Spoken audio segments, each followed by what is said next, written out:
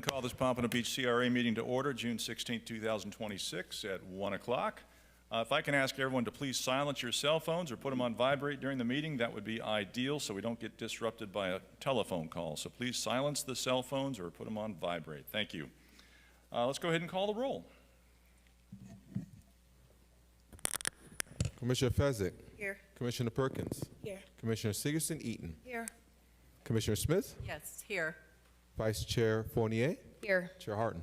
Here, if I can ask everyone to please rise to the Pledge of Allegiance.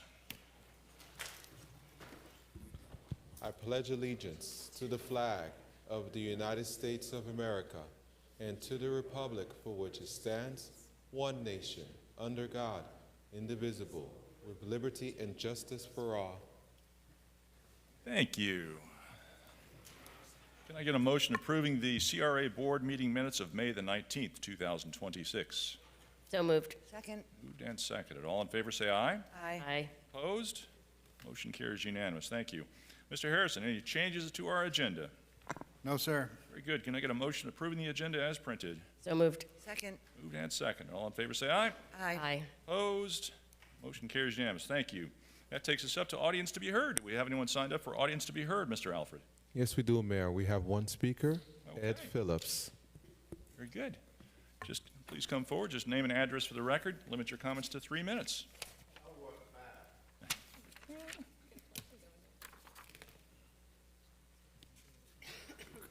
Good afternoon, Mayor, Commissioners, City staff. My name is Ed Phillips. I currently reside at 384 Northwest 19th Street, Pompano Beach, Florida.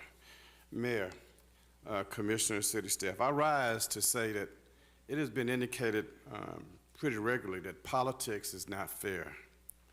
Having said that, but we can say that politics can be humane.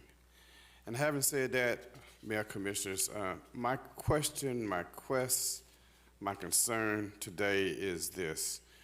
It appears that on this agenda we have a significant number of upcoming consultants to be utilized in some shape, form, or manner. As we move forward, and particularly in the Northwest area, I would ask that those consultants either have some components of African Americans, and I want to get away from the people of color for right now. In our neighborhood, there's quite a few concerns about the upcoming new downtown.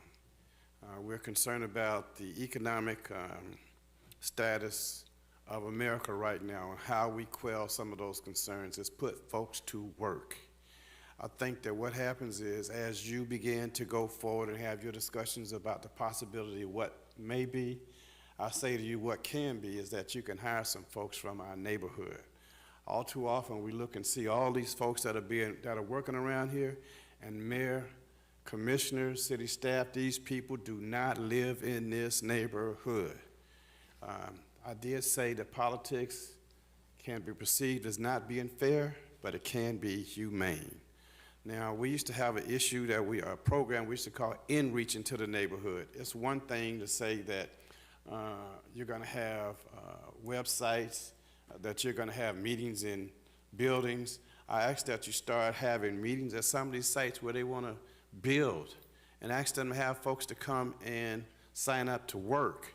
I must tell you that I feel like I'm a broken record in stating this because all too often, once again, the economy is off the chain. The city of Pompano seems to be on fire with development, but we're not on fire. We're trying to figure out how to hire people from here. Homeless initiatives or issues are just way, way out. In my area, I am inundated, and I'm not saying, oh no, let me do say that BSO is doing a tremendous job, but they can't solve it by themselves. And so, as I take my seat, I will say this. I'm going to deviate. The upcoming budget, last year, roughly $8 million to $5 million was indicated for 18th Drive in Northwest area. That hasn't happened. In addition to that, Thank you, Mr. the Phillips. new City Hall needs to have some components of cultural component. Thank you, Mr. Phillips. I thank you very much for listening to me and Thank you, Mr. Phillips. Thank you. and pave some of the streets. Thank you, sir. Next speaker. That concludes audience to be heard. Very good. Thank you.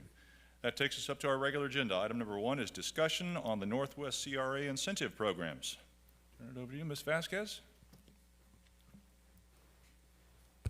Yes, good afternoon, Chair, Vice Chair, Board members. At the last meeting, the Board requested we come back and have discussion about the Northwest CRA incentive programs.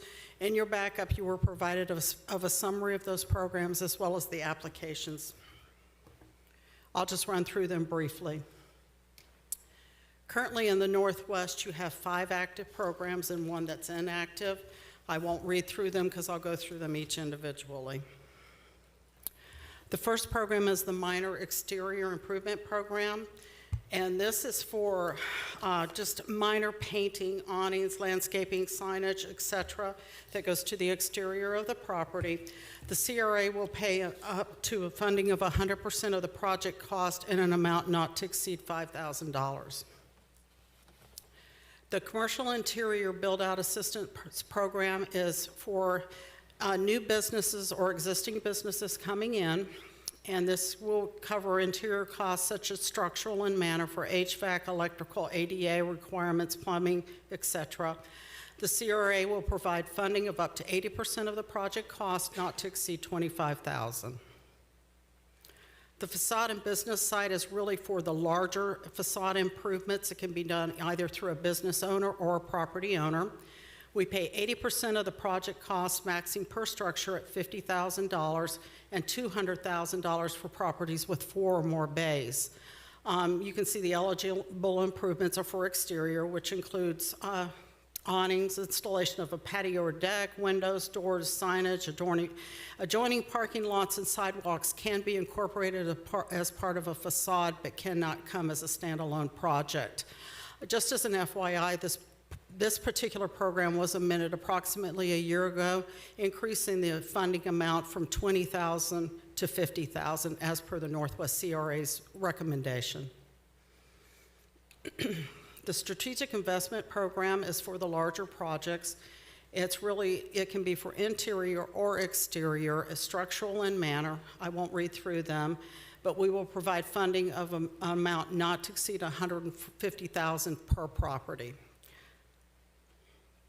And the Relocation and Development Assistance Program, it's really designed to support difficult redevelopment projects that can't be accommodated under any other CRA program. And it's on a case-by-case basis. I will say within the Northwest District, we have not ever utilized this program. And really, I won't go through all the objectives, but it's really to ensure property development. It's really to bring in and create a mix of uses, assist property owners in obtaining the highest and best use of vacant storefronts and semi-occupied properties. It's to eliminate the slum and blight through vacant storefronts, and to attract private sector investment into the district using CRA-owned property as leverage. The Real Estate Development Accelerator Program, this program has expired. It was a 6-year program, and we generally utilized this program. You had 2 that utilized it under the Northwest District, one being Old Town Square and IMB Medical. It really was brought in the beginning stages of redevelopment and was utilized as a tool to meet a financial gap, and therefore where a project wouldn't happen, understanding that a developer was coming in at high risk in a redevelopment area.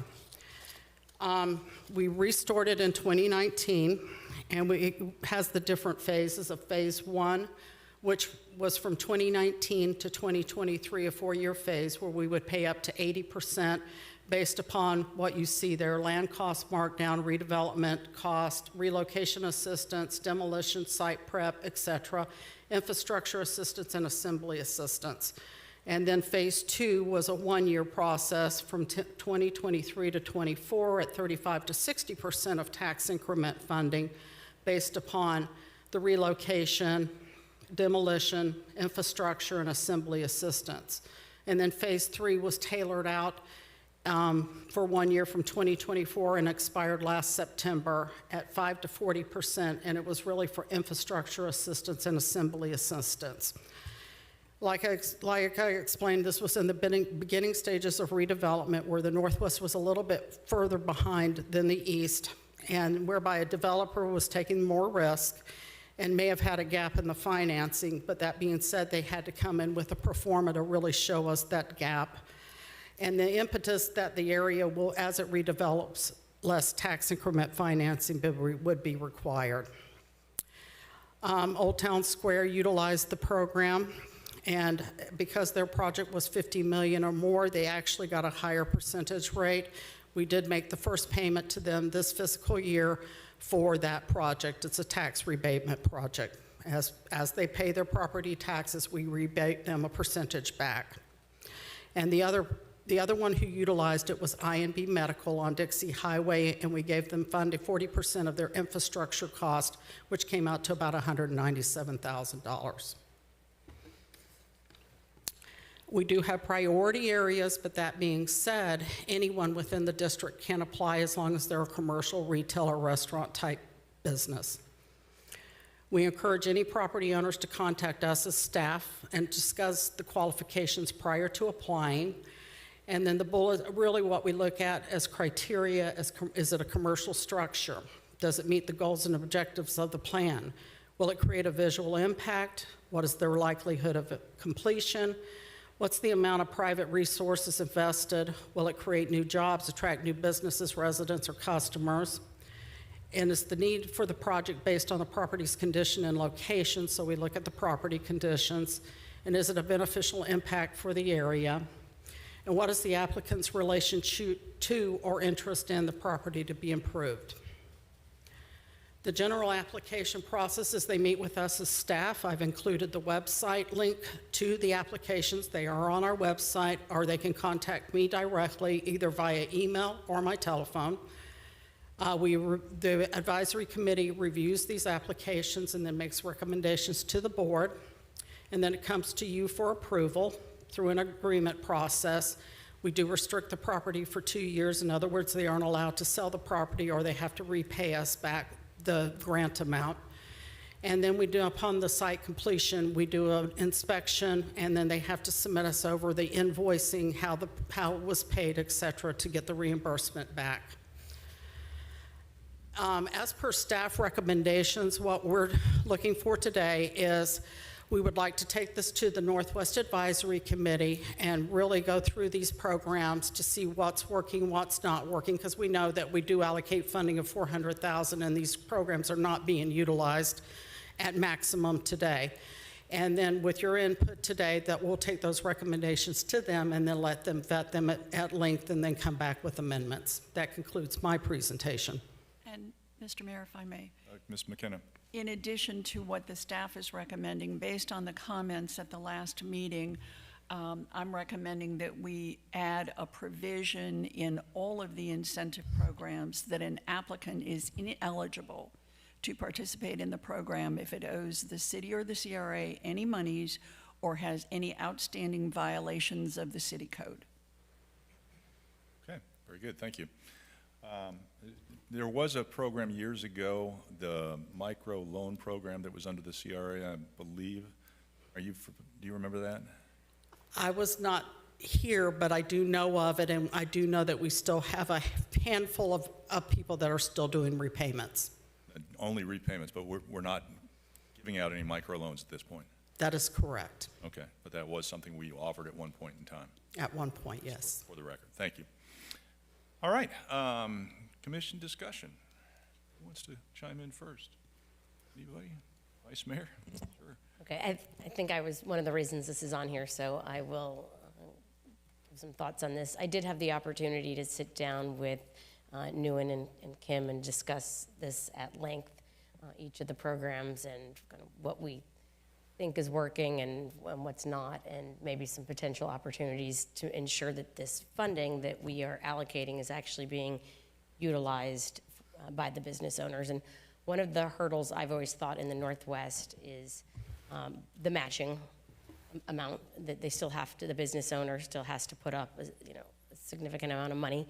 And it's like the lead gen part of it. You can go out and tell people that there are these programs, but some businesses who are less familiar with how you get plans drawn up, or how you would even start by getting an elevation or a rendering, and that costs a lot of money, might need some more upfront money or upfront support to help them figure out how to navigate through the whole process. So I'd like to see the board consider maybe some kind of, besides just communicating we have a program, some kind of upfront work that's done with local businesses around the Northwest and get rid of the target areas. And then with respect to the tax credit part of this, we talked about that. We did provide a large tax credit to Old Town Square, but there are other smaller infill projects, I think, in the Northwest that might be good projects, but financing is quite difficult right now given inflation, construction costs, labor, tariffs, interest rates, everything. So I don't know that this program alone would be adequate to get these projects off the ground, but if there were projects where we could somehow incentivize them with the tax credit, I'd like us to look at smaller projects too, not just the large projects that were reserved before. I'd like to learn more about the microloan program and if that's something that we should be considering again. Nguyen or anyone speak to that?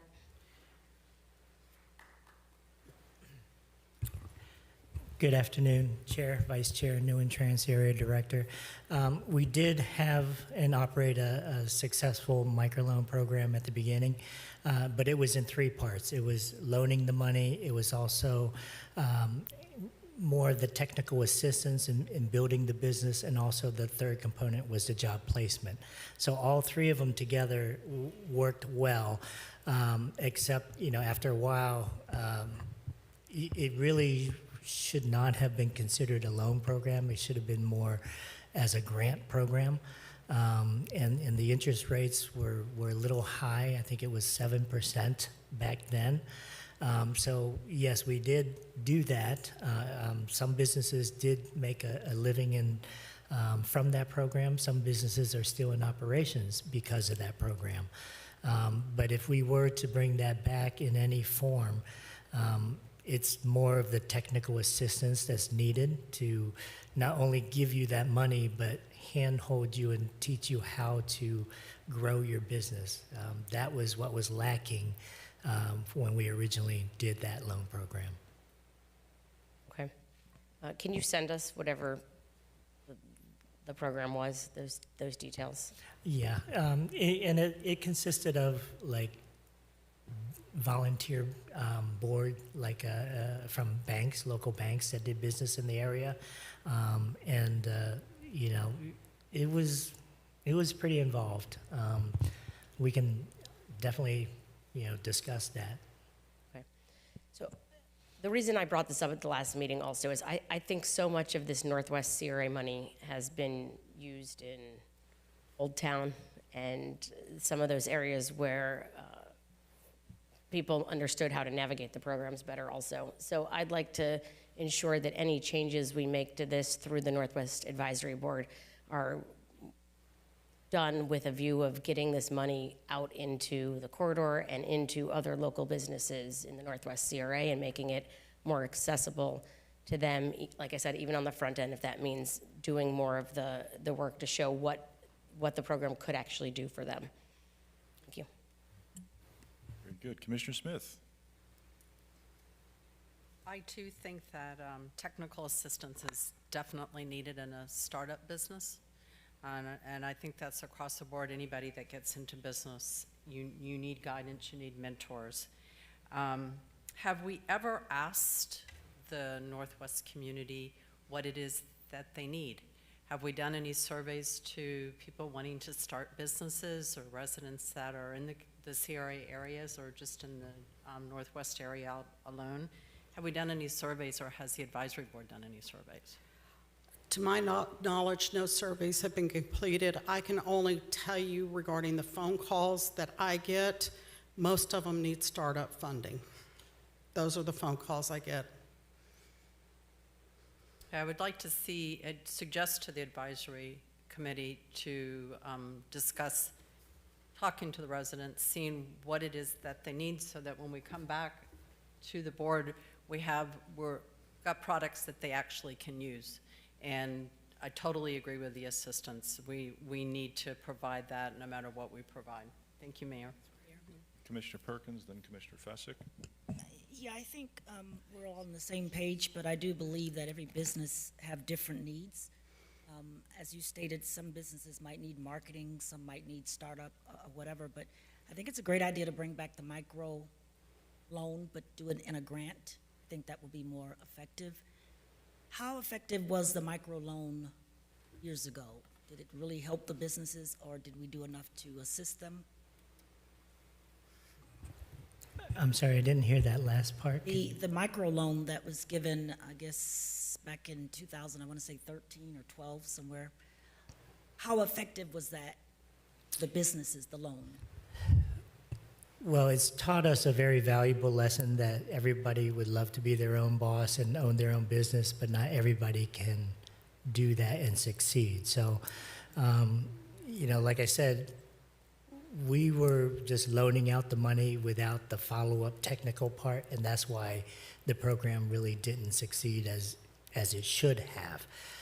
If we were to bring that back, it would definitely be more in the technical assistance, but also updated for today's world. Like, everything is all technology based now. A lot of companies, small businesses, startup businesses don't know where to go to get a social media presence, or that's a different form of marketing. Before, it was flyers and somebody to design your marketing.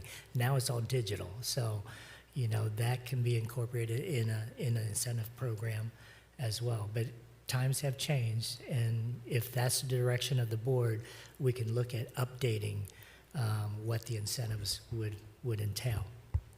I think all businesses need to start out with some type of roadmap as to where they are now, where they plan to be 2 years from now and 3 years from now. Yeah. And we have to have that in place so they could follow that as a guideline to help build their business. Yes, so I know for a fact that with this downtown development, the city side is pursuing a lot of that outreach to, those individuals that have companies or want to form companies and start now before the shovel hits the ground. I know Suzette has been spearheading that and a lot of outreach efforts on getting involved with this construction coming up. And part of that is building up your business. What do you week in?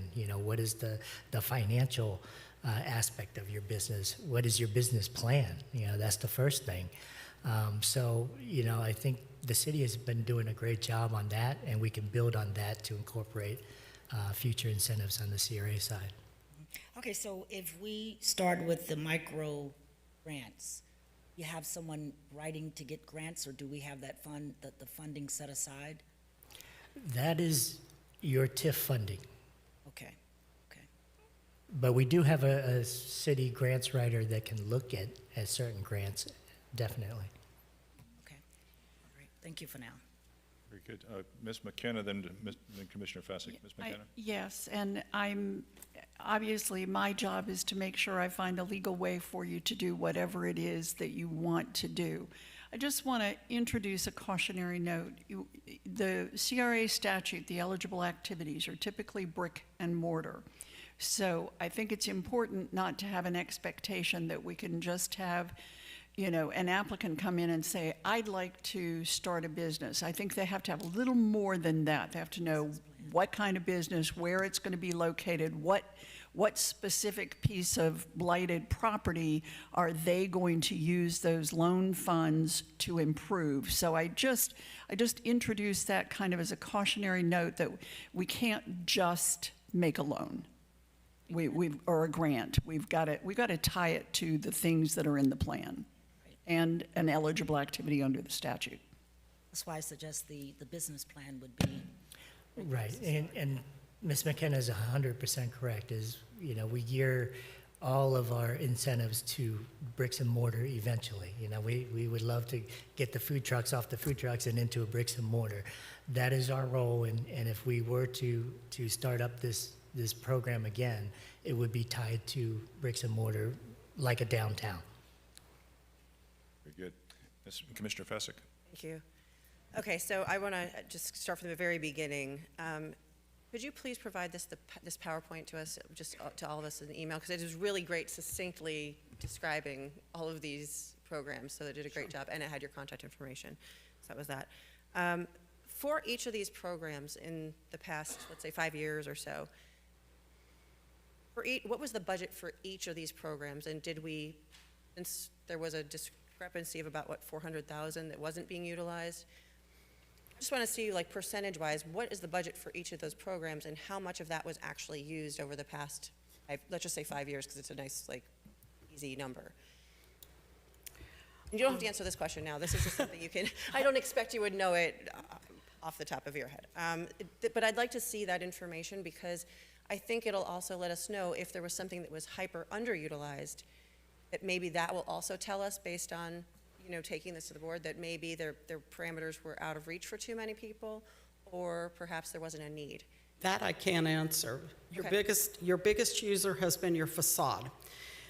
Following in line with the Strategic Investment Program grant, and as you recall on some of these that have come before you, they do utilize the facade for the exterior, and they do use the Strategic Investment Program grant for the interior build-out for the larger type projects. We introduced the minor exterior and the minor exterior programs, what was it, last year or the year before last, because what we were recognizing was that businesses were having issues.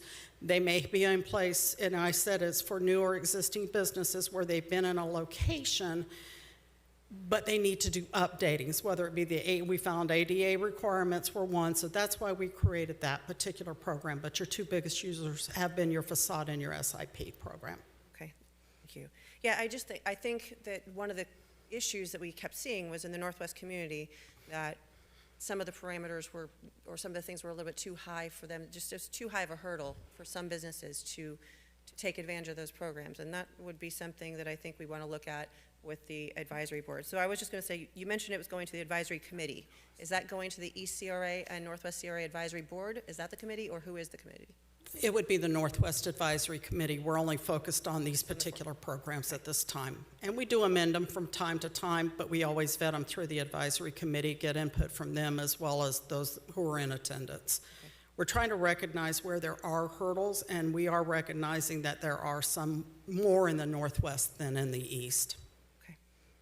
And I want to speak to briefly the provision that Ms. McKenna brought up, and the applicant would be ineligible if outstanding violations or code issues. What percentage, I mean, because like you mentioned, like ADA or something like that, what percentage of businesses who have applied might have been turned away because they may or may not have had violations that perhaps this grant could help them, or perhaps this opportunity could help them resolve quickly? They just need a little help to get there. I currently know of none. Right. I just want to make sure that if we put a parameter in place or a protection in place, which I agree, it should be like one of the first things that does come back. If it's actually fixing the situation, and the problem of it not getting fixed is due to financial, you know what I mean? So now we're in just a loop of. So I can answer some of that. We have had some applicants come wanting incentives, but they're code-related cases, and those would be prohibited. Now, the question about the issue in the Northwest, as Vice Mayor brought up, a lot of it is upfront costs. So we would love to look at, you know, whole shopping plazas and redo the whole shopping plazas that are out of date. Some have drainage issues, some just look very outdated.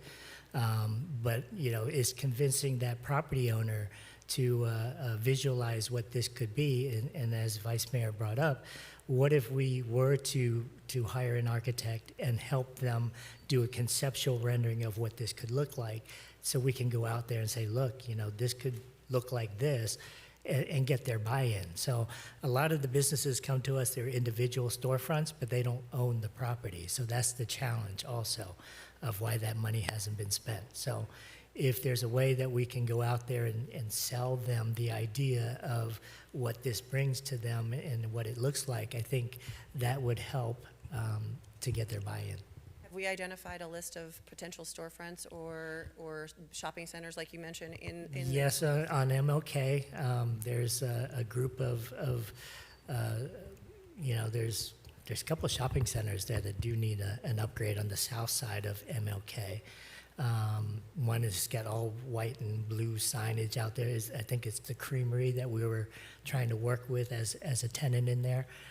But that whole shopping center does need an upgrade. There's another one a little closer to, I believe, closer to Powerline that has major drainage issues in the parking lot, and it's mostly vacant. So, hopefully that we can get a buy-in if we can show them what it could look like, and maybe, get some better tenants in there. That might be the problem of why they're not applying, is the upfront cost. Okay, and I just have a few more. I mean, I would have to agree with the Vice Mayor and Commissioner Perkins, and I believe Commissioner Smith said this as well, that bringing back the microloan program might be an option, and perhaps we might want to, I know you mentioned that there was volunteers from like a board, and it was local banks or local credit unions. Perhaps we want to maybe make that something that we either have a sort of our own internal marketing campaign to, like you mentioned, the property owners of properties you've identified, and try to see if there's any interest, start with that. And then secondly, with the microloan program, maybe we need to look at local banks or local credit unions and see if there's any incentives or something that they're trying to do on their own to reach out and have a stakeholder in the community and become a partner with the city or the CRA. Only have two more things. I think there's questions. You mentioned, I think everybody understands, like businesses come to us, right? And if they're looking for either a chance to grow or even a bit of startup or whatever it may be, Ms. McKenna again brought a good point up that it's usually tied to brick and mortar or tied to some sort of physical location. We have a lot of property within the CRA. Have we looked into doing our own incubator program or small business program related to using a space we already own, and perhaps using that, like where you can have a brick and mortar in terms of a desktop, or, a desk space or something like that, so that it is tied to it, and the redevelopment comes in as something that we're building out as an incubator program for people to then move to the next step. To your point, yes, we did do that at one time, strictly at the City Vista location where the CRA office is currently located. We put out a bid. The operator, were very tech savvy, but I don't know as the co-working was really their forte, and then unfortunately COVID hit as well, so it really diminished that utilization of that space. I believe in the Chamber of Commerce location now in the Sonata building, they're sectioning off a portion of that for the co-work. But to your point, yes, we have looked into that. Okay. And it's not just co-working for me. It's more so like the services. So that if you can't afford your own space for certain things, maybe it's a portion where the CRA creates let's say somebody makes things and wants to sell it but can't yet afford a space, wants to test market something. Have we thought about partnering with even Junior Achievement or any of the local colleges that potentially have business plans or business programs to reach out to professors? Because the other, or people who are trying to test and have degrees behind them, real world examples and what they're teaching now, partnering perhaps with that. I'm just kind of throwing in these ideas because this is sort of a passion project for me in general. Is businesses and development, and I think the business plan outreach, what we're doing now, there's a lot of business plan outreach, but it just is like an outreach, and then what's the plan after that outreach? What are we doing? How are we vetting the people that we're saying, trust these people with your money or with our money? What's our plan? Because we have to have a plan in place before we really can go out to the public and make sure that that plan has been vetted or tested against real world examples. So maybe check other cities, other CRAs, et cetera. But I think it's a great idea. I'm looking forward to seeing stuff come back at us and be a little bit more inventive about moving things ahead in today's world. Thanks.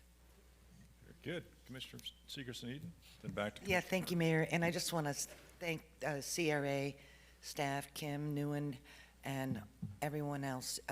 I think over the years we've done an incredible amount of creative programs. Our goal has really always been the same, to help revitalize the Northwest community in the CRA. So I just want to say, if we can tweak it and make things a little better, I'm all for it. But again, thank you all for all that you've been doing over the years. Appreciate it. Very good. Commissioner Perkins. Thank you, Mayor. I think in the process of trying to open or start a business, especially in the Northwest, I think city staff and our city has to be a little bit more people-friendly and city-friendly. I remember the young man that was supposed to start the tech center at the City Vista, and he left Pompano very frustrated and irritated because of the processes he had to go through to get his business started. So we just left. And I experienced the same thing with Henry Crockett when he was over here at City, Sonata. yes. Staff was saying, well, he didn't do this and he didn't do that, and it really wasn't the case. He was frustrated as well because he was doing the roundabout. I mean, go over here and get this and get that and get this, and he was just frustrated. So I think with these businesses coming in, we have to be a little bit more friendly and welcoming them, and just be straight up front with the business owners about what you're expecting, what you need, or if you have other plans for that building, let them know in advance so they don't go through all that process of trying to organize and start a business and then they find out something later down the road. So I just think, one other question. Have we had any African Americans apply for the facade? Yes, Big Daddy Conk was the last one that was approved. He's still in a site plan processing. He's having a little bit of issues. Then we have said that we will help him in any way we can. I think he was meeting with his architect on Monday to complete his process. So is there any way we could possibly help him financially to maybe kind of? You approved a $50,000 facade grant for him, and he's going to create that patio area. He's going to add a parapet. He's got signage that he hasn't done on the property as of yet. So, yeah, we're helping him through that process. Okay, great. Thank you. Good. Just add, so going through the programs, the first one you mentioned pays up to $5,000, 100%. So there's no matching portion. Is that correct? That is correct. So So if they just need to do some light painting and maybe add some exterior lighting and it comes to $5,000, we'll pay 100% of that. right, and if it comes to 7,000, we'll pay 5. 5, correct. Gotcha. I'm just amazed that isn't more utilized. I mean, there's so many buildings out there could use a coat of paint. We have gone door to door and approached different businesses. I don't know, unless maybe we can put together a survey and reach out to the businesses just to see, specific to the Northwest businesses, to see what maybe hurdles they're facing and why they're not taking advantage of these programs. I don't know what more we can do. We market, we've put them on social media, we have a business newsletter, and then we went door to door. Yeah, okay. No, that's thank you. Yeah, it's just amazing. $5,000 free money to anybody, any business out there. And I encourage anybody who has questions, they can always contact me. Yeah, so if anybody knows any businesses out there who need a coat of paint, tell them to come to the CRA. $5 grand free money. It's a grant program. That's thank you. Let's open it up to the public, get some public input. Anybody want to come forward from the public? Please come forward. About the incentive programs in the Northwest CRA. Just give your name and address for the record. Please come on down. Don't be shy. Ann Bosworth, Palm Air, still not running for commissioner.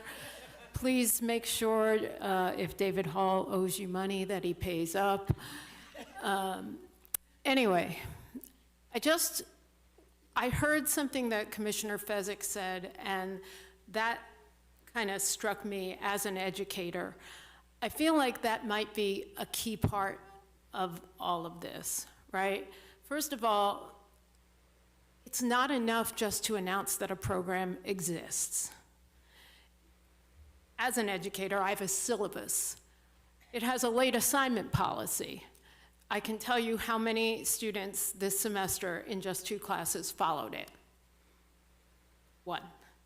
How many were late? So many, right? So you can announce a thing, you can market a thing, you can do all that, but until you create a thing, right? And you put it in scaffolded bits so that somebody knows that, like, the very first step, if you have a business, you stand over here.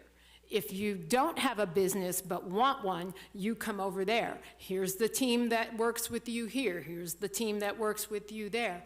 And you give people scaffolded bits to accomplish, and you have people sitting there with them to help them accomplish those bits so they can move forward to the next place. It's a slow-going thing. So if I'm a business owner in the Northwest and I need my building painted, maybe I'm doing so much work in my business that I don't actually have time to go out and take bids and blah, blah, blah.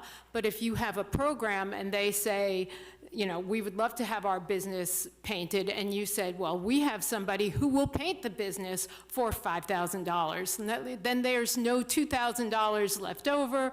You're finding people who can do that work. So I think the steps need to be slower. And the other thing that I want to make sure is that whatever we're doing, we're organizing it in such a way that we are incentivizing and ensuring that the money we put in as a city is staying here, staying in the Northwest, benefiting those families. We don't want to see people looking at this as an investor opportunity and, hey, look, I can slice $50,000 or $10,000 or $5,000 off. It should be that the concerns that Mr. Phillips raised, right, are addressed as part of the entire thing. That's all I have to say. Thank you. Thank you. Next speaker.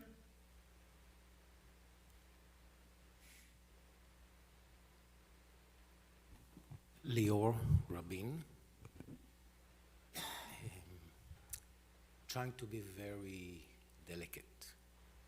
Do not be intimidated. Workforce, affordable housing. None of you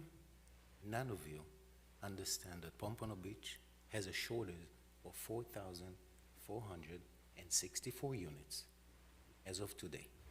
None of you paying attention to it. All of you are being judged by zero actions. Northwest dealing with grants for businesses. Where do you want to open businesses? It's only vacant land. It's only vacant land. I've tried dealing with the CRA. I tried dealing with the city. I came to a conclusion today that there is zero willingness from the mayor and everybody else here to help the people of Pompano Beach. As the second holder of real estate within the CRA, after the CRA, you guys are gaining more and more enemies moving forward with the downtown. You're putting the chips on November elections, politics, and this, and this, and this. You guys are basically not representing the people of Pompano Beach. Thank you. Very good. Sir? Just want to say, sir, when you don't leave please, I'd like to make sure you have my card. I'd like to make sure I have a longer conversation with you about that. Thank you. Very good. Next speaker.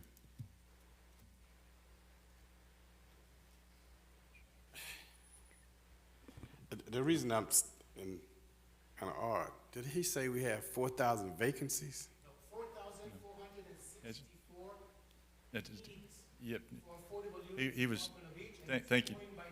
Thank you, sir. Okay, I was kind of, because I know we're inundated with units here. All right, having said that, Mayor, Commissioner, city staff, first of all, let me say this. Whiting Turner has been a company that I've seen go into the neighborhoods to hire folks from the neighborhood. So I want to say that about that company. I'm aware of that. Now, having said that, back to the CRA, the startup programs that you're talking about, startup funds, I would hope that you would tweak that and say not so much startup funds, but funds, because most business folks will have some money already, hopefully. And so what you're going to do is enhance their money, because if they come to you with no money and a hope and a dream, I mean, sometimes those things do work, but we'd like for them to at least have $100. I don't want them to have a lot of money in the bank, have some money in the bank in the startup process, and I think there would be more of an incentive to complete the vision that they may have. The other part here is I am thoroughly for the micro business loan program. I think that it should be a grant program. I think the fallacy, I thought the intentions were well when it started up, because really we got a whole lot of applicants in that program from the neighborhood. It's just that I think it's worrisome to think about trying to make the money to pay the city back, and you really won't have any money left over once you pay the city back, essentially. So I think that the grant component of it is a great idea. I think if you put it out there like that with some safeguards, there would have to be some safeguards, that you'd get more people from the neighborhood. And I think the overall goal of ensuring that people from here, it would also be like a wave. Other things will happen positively from that. And all of these things, Mayor, I think that with the CRA, first of all, I always hear these things about what the CRA can't do, and I must tell you, over the years, I've seen them, whatever they want to do, they do. So there's always a way. And I want to keep emphasizing the job component, because it's just too much about to start happening here, and we're letting developers and everybody else come in here, and we don't ensure that they at least make a good faith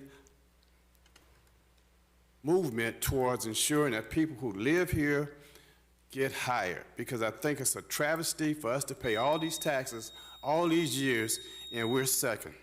Thank you. Very good, thank you. Next speaker.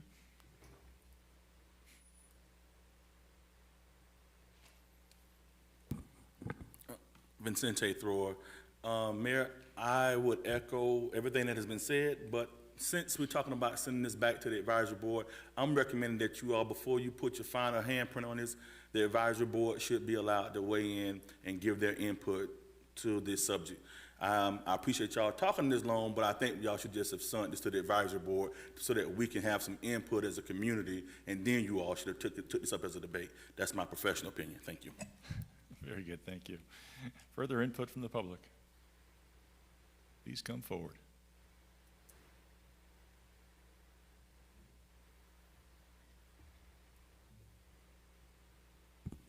Delvin King, 2601 Northwest 12th Street. So my question would be, or statement, when it comes down to the micro loan and things of that nature, do you have to have a business in the Northwest Pompano, or do you have to live in the Northwest Pompano? That's yet to be determined. We don't have that program right now, so it's just in formulation. What's your opinion? Okay, so we would need to, as residents, we would need to understand if you have to have a business in the Northwest Pompano, or if you have to live in the Northwest Pompano. That would be a question of concern. Now, when we look at the micro business loan and all of these things, we have to look at the processes that we need to follow. So the community needs to understand that if you apply for these loans, these programs, we will vet you. So my question is the community going to go through a vetting process where their backgrounds will be uncovered and they'll be shifted around based on the background or based on business practices? I can only assume that yes, there will be some vetting process. Okay, so we need to put that in the application, because I just looked on the website, that's not on there. So it needs to say specifically on there that you will be vetted. We will do a thorough background check on you before we issue you these dollars or issue you this grant or whatever the process may be. So is that something that we can do? Very good. Thank you, sir. Excuse me? Appreciate your input. Go ahead. I just asked a question. We're taking inputs. Okay, but you just cut me off. Staff isn't here to answer those questions. We're having a discussion, getting your Okay, input. in a discussion, you ask questions in a discussion, correct? Sure, ask. Okay, so I asked her a question, so I'm looking for an answer. What's the question, sir? See, you trying to cut me off, you don't even remember what I said. And now you threw off my whole train of thought. The question was for her. See, that's the problem in the city of Pompano. This is why we can't get business done in Pompano. Sir, address the chair. Go ahead. Okay, So can you answer the last question that I asked? I asked, what is the question? You didn't understand the question, or he didn't hear the question because you were so quick to cut me off. Do you understand that? Or now you have nothing to say? I'm done talking. Very good. Further input from the public? Seeing none, public input closed. Further commission discussion? Yes, Mayor. Commissioner Perkins. Just one question. The microloan that we had years ago, do you know whether any of those businesses are still existing today? Yes. There are, okay. Yes. Do we have someone in place in the city that works directly with the businesses in the city to make sure, somebody to just go to different businesses from time to time to see if they need anything or how's business going? Just to ask questions on the condition of the business. Do we have anything like that in place, a specialist or something? At this time, no.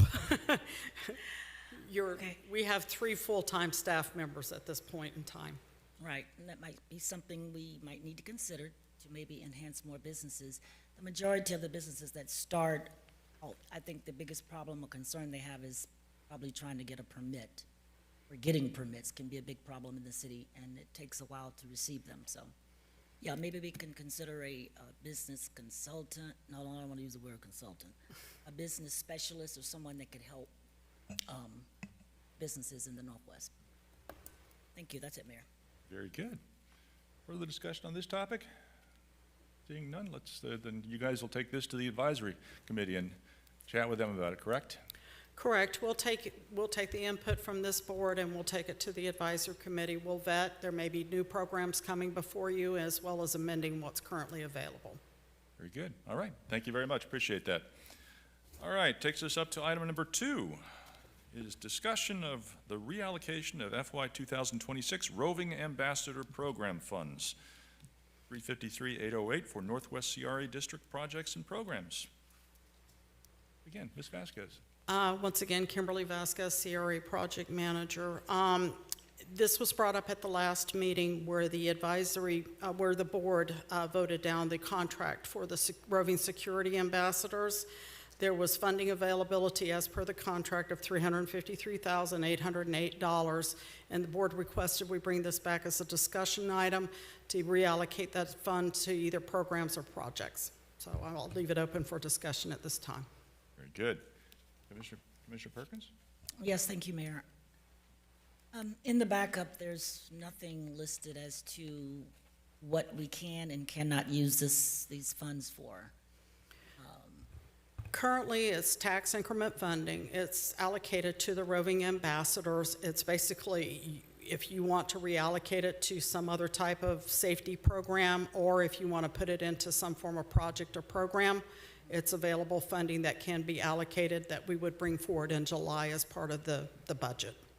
So I think it was said at the last meeting when we discussed this that these funds cannot be used in the homeless. It cannot be used for social service type. Okay. But we've been speaking with the homeless coordinator, and we're looking at different programming with her, in conjunction with her, but we would take on potentially the safety portion of it as part of innovative policing. So we're currently having that discussion. Okay.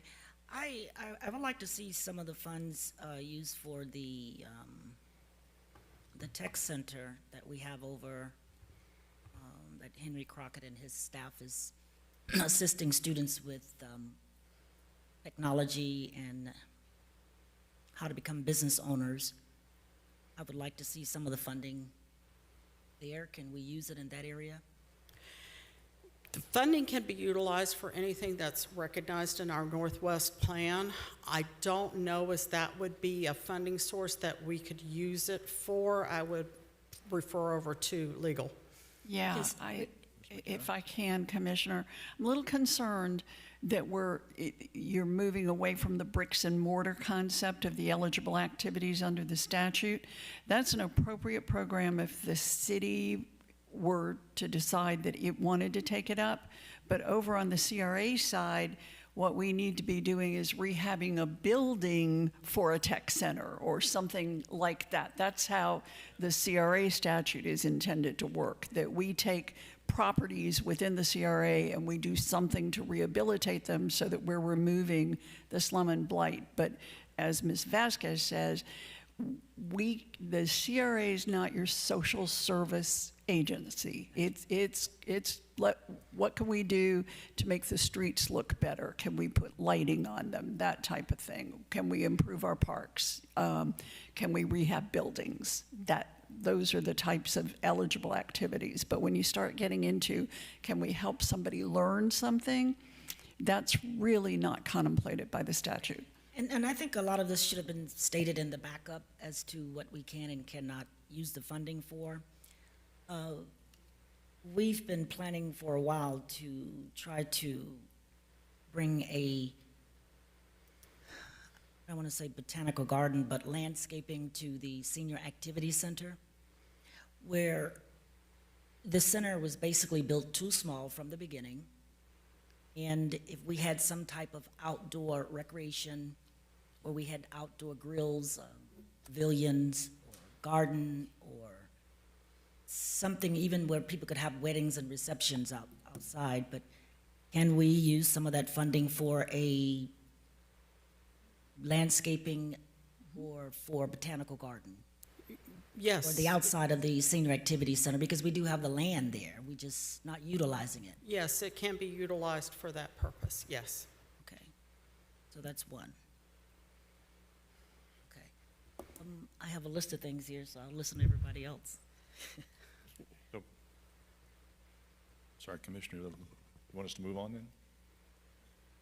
So I'm done. Okay. Just want to hear the comments of the other commissioners. Very good. Commissioner Fasick? Thank you. So, okay, I have two questions. One, I agree with Commissioner Perkins that there wasn't really any backup information about what we could or couldn't use this for. So it was a discussion item, which I assumed would probably have a presentation of some kind to kind of let us know what our opportunities would be, rather than us try to throw spaghetti at the wall. So I think based on how interactive the first topic was, we may or may not want to just sort of have that money sit in a fund of some kind. So maybe if we find that there's a huge gap for the small businesses, or there's a huge gap for refurbishing, or there's a huge gap for whatever it might be as we have these discussions, or as we get a little bit closer down the budget line, that we might not know where we could put the money. So if it needs to go back in the Northwest District, it has to go towards, well, this was policing. So can we do something where, I mean, is it safety related, or are we stuck in that lane, or can we move it anywhere else? The statute specifically calls out innovative community policing. So you can't pay BSO. You can't use the funds to fund an officer at BSO, because that's not innovative. That's just regular law enforcement. But I always give the example of when Segways first came out. It was appropriate for the CRA to purchase Segways because that was an innovative community policing idea that could be used in the neighborhoods. So it's got to fit within the statutory definition. You're trying to reduce crime by using some innovation.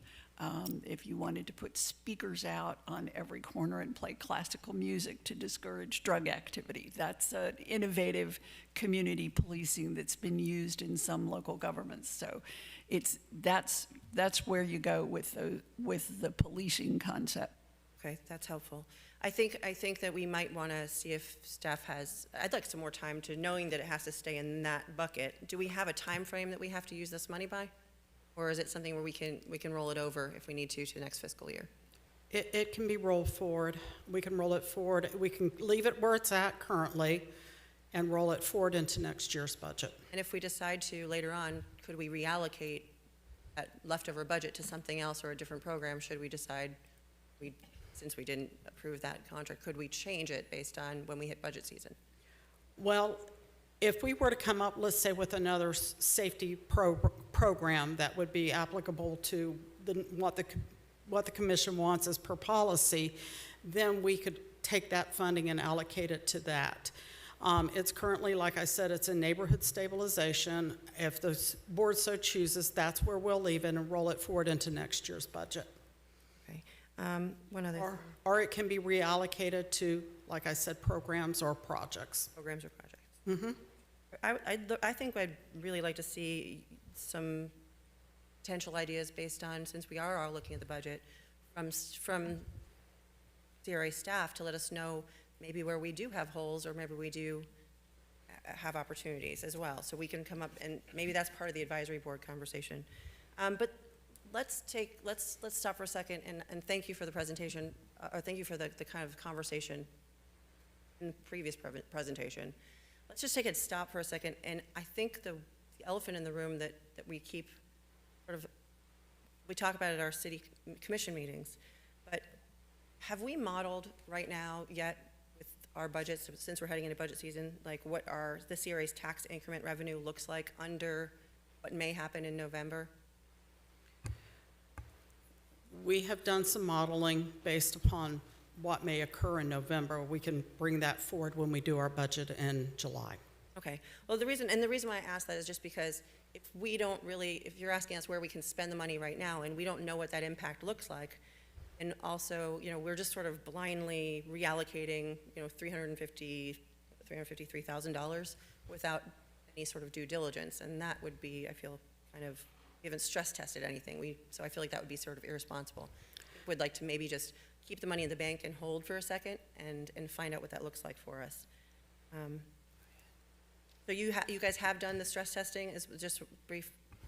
So we are in the process right now of looking at the impacts on the CRA side as the city's doing it on their side.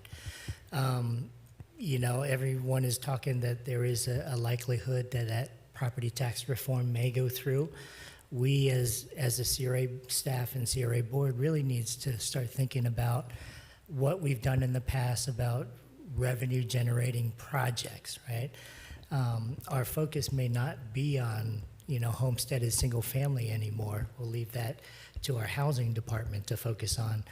Going forward, if this property tax reform goes through, we're going to look at anything that puts the monies back to generating a tax base for the city. So that's businesses, that's offices, that's commercial, that's multifamily. So putting that thinking cap on, we have to think ahead of where is our money going to have the greatest return? And those are the areas we have to think about where the allocation should go.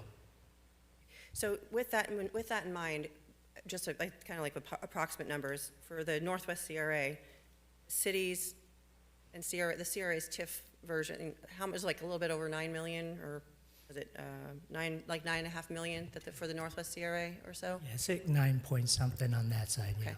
So I know that we're heading into budget season, so this is why I'd like to, and if I need to make a motion, I'll do it, but I'd like to direct staff to come back with, our lobbyists have sent us emails. We've gotten the emails that this looks like, potentially, when they do all their modeling, that it looks like with about 60 to 62 or 63, forget where, different numbers, but 60% chance that this is going to pass and move through the process. So I'd like to see us have two different, as we're hitting budget season, I'd like for us to have you come back with two different versions of what that looks like, because we may have to, not just as a CRA, as a city, we may have to look at that TIF structure again and with a little bit more serious of an eye to have the larger percentage. 95.5 is the split. So basically, when we talk about that, what out of you guys get 9.45. I think I did basic numbers somewhere. Wow, let me just look. And I think the city's so basically, and the city gets about 500,000. If it's a $10 million bucket, roughly. Well, the city does collect all the way up into the base year. Of the TIF. Right. The city does collect 100% up until the base year, correct, and then 5% after that. But when you look at how you budget, generally, you budget for a 5% increase, right? That's how we do our budgets, is 5% increase. So the city is getting their 5%.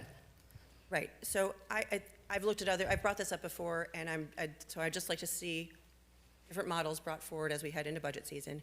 And I'd like to see a model where we look at changing that TIF allocation between the city and CRA, because if this does pass in November, the city's general fund, that split of, and we've already extended the Northwest CRA, when we should be putting money there, but if I'm hearing somebody say pave our streets, and we're telling them from a CRA, we can't pave your streets because that's a city fund, Like, we need to make sure that the money is getting allocated to the services that we need in the Northwest and throughout the city, and we need to make sure that we have the budget in the city and the CRA to do that. And if we have to look, especially in the East CRA, there's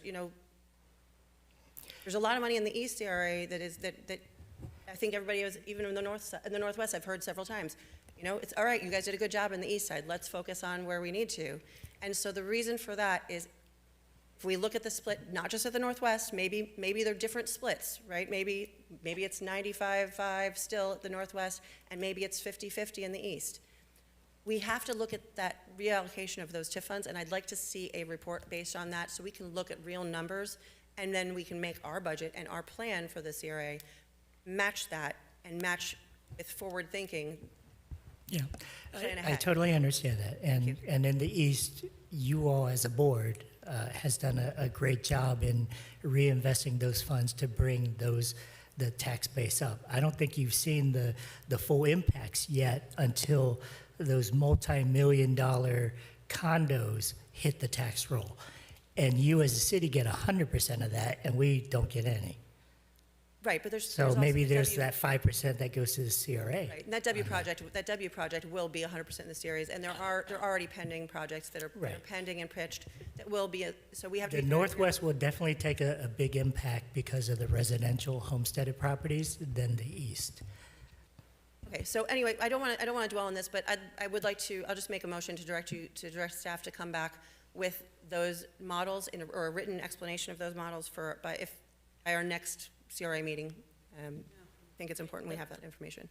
Explain that, the models for So what? the models, so basically to evaluate options for sort of revisiting those TIF allocation, so the TIF funding allocation.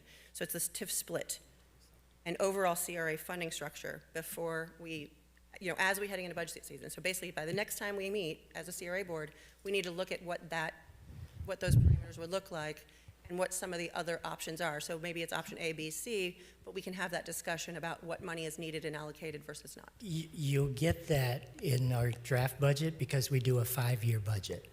So the impacts of this property tax reform will be reflected in your next year's Correct, but I budget. want to see. So we do have a 5-year budget, you'll see that. Right, and I want to see a different version also where you look at the opportunity for a change in the TIF split and flesh out those numbers, please. Thank you. Well, wait a minute. Yeah. Your motion, what does, So the motion basically to direct staff to evaluate options for revisiting the CRA TIF split and overall CRA funding structure before our 2027 budget cycle, and return to this board in a month. so what does that Commissioner, have to can do with you the 300,000? clarify for our record what you're referring to as a TIF split? Because typically, we refer to it as when we're doing a project with a private developer, we do if we do any kind of TIF rebate, we refer to that as the TIF split. So my help us with, clarification is, right now, if there's, so let's just say that there's 11 million overall collected, and the city was, in the Northwest CRA specifically, before the CRA was created, used to get $1 million. So then there's $10 million in the bucket for the Northwest CRA specifically. So the city will always get that $1 million because that's what it had when the CRA was created. And then at this point now, let's say there's $10 million. The city gets $500,000 of that, and the CRA's budget gets $9.5 million of that. So basically, the city would then get 1.5, and the Northwest CRA is 9.5. The money that the 1.5 goes into our general fund. That's how we pay for things we need. So in the CRA is how we reinvest into the community. It's specifically related to the area that is already mapped.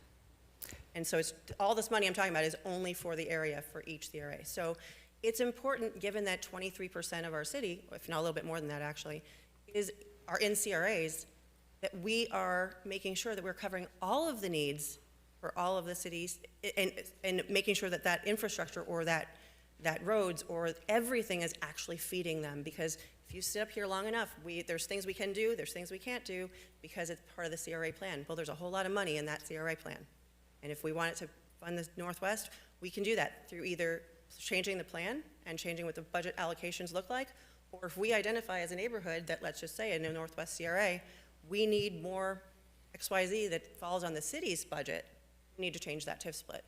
So you want a TIF reduction in the Northwest, is that No, what I'm you're saying asking? look at both. I'm saying look at the East. We don't, the East is pretty much done too. Look at all of it. I want to look at the modeling, show us what it looks like, so we Well- now take, after, over, this been CRA, Northwest CRA was, it started in 1989. We've extended it. There's, if you have listened to anything over, the past 5 or 6 years even, the overwhelming storyline is you've given us scraps, and a lot of it's been invested in Old Town.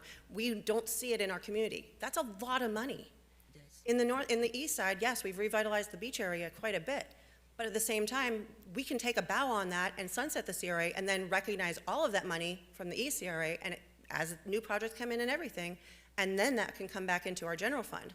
I'm just saying, if we have to say, all right, let's look at sunsetting the east CRA in 2031, that money comes back, fine, now it's in their general fund. We have to start thinking in a 5-year plan, thinking that this is going to move forward in November, and we have to make decisions that are going to make sense so that we can afford to pave our roads and change the infrastructure and do our utility lines, because that's part of redevelopment too. It's part of taking care of our neighborhoods. That's all, thanks. So there's a motion on the floor. Is there a second? So, excuse me, I'm trying to figure out what does the motion have to do with the 353,000? We need a motion. It really doesn't. It's just she's making a motion. So it really does, actually. I understand what she's saying. It does make sense. So, okay, let's go ahead and vote on the motion. and then- So it does, the reason why it makes sense is because if we're allocating money towards anything, we need to know what we're doing. Is there a second to the motion? A second. Okay, it's been moved and seconded. Moved by Commissioner Fessick, seconded by Commissioner Perkins. Discussion. Mayor. Discussion on the motion? I've got Vice Mayor? Thank you. I guess, do we really need a motion for this? I think we're just asking for some simple data from the CRA and from Mr. Waters to do. Greg, Mr. Harrison, do we need a motion? I mean, I feel like Mr. Waters is probably watching this, like screaming out the numbers somewhere at a desk. No, ma'am, we don't need a motion. No, we don't. I mean, but you want to make sure we get it? Yeah, because The I've asked for concern? over a year for information, and this is the only way we actually. Understood. Okay, because I think it is No, a, that's not right. We get you information all the time when you ask for it. Just not complete information, and then I have to piecemeal it myself, but yes, you do get me information. okay. I do think this is a pretty simple question. I mean, once we have some idea what they estimate the TIF funding is for the next couple of fiscal years, you just take and Reality. different percents of it. Yeah, but you just say, okay, it's, we're gonna do 10% here and 90% there. So more data, the better. I'm happy to support it, but I do think that it's a pretty simple analysis, assuming you've got the tax base what the homesteaded tax base, which I know Mr. Waters has already done. So I do agree. Well, actually, there's a couple things. I don't agree with the narrative here about this this you versus us, Nguyen, like you're going to get the Ritz and we're not going to get any of that. There is no you versus us. This is all taxpayer dollars, and so some of it funds the CRA and some of it funds the city. But if we can't fund the city and we have to increase our tax rate, one of the ways that we're going to be looking for money is these other buckets. Right? And that's going to be one of the difficult things we need to discuss during budget season. And then I have follow-up concerns. This came up at the last budget cycle.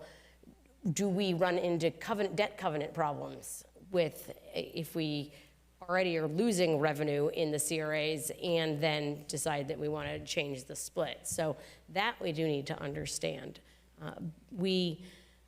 But really, we need to cover basic services, and if we can't, we have to increase taxes, right?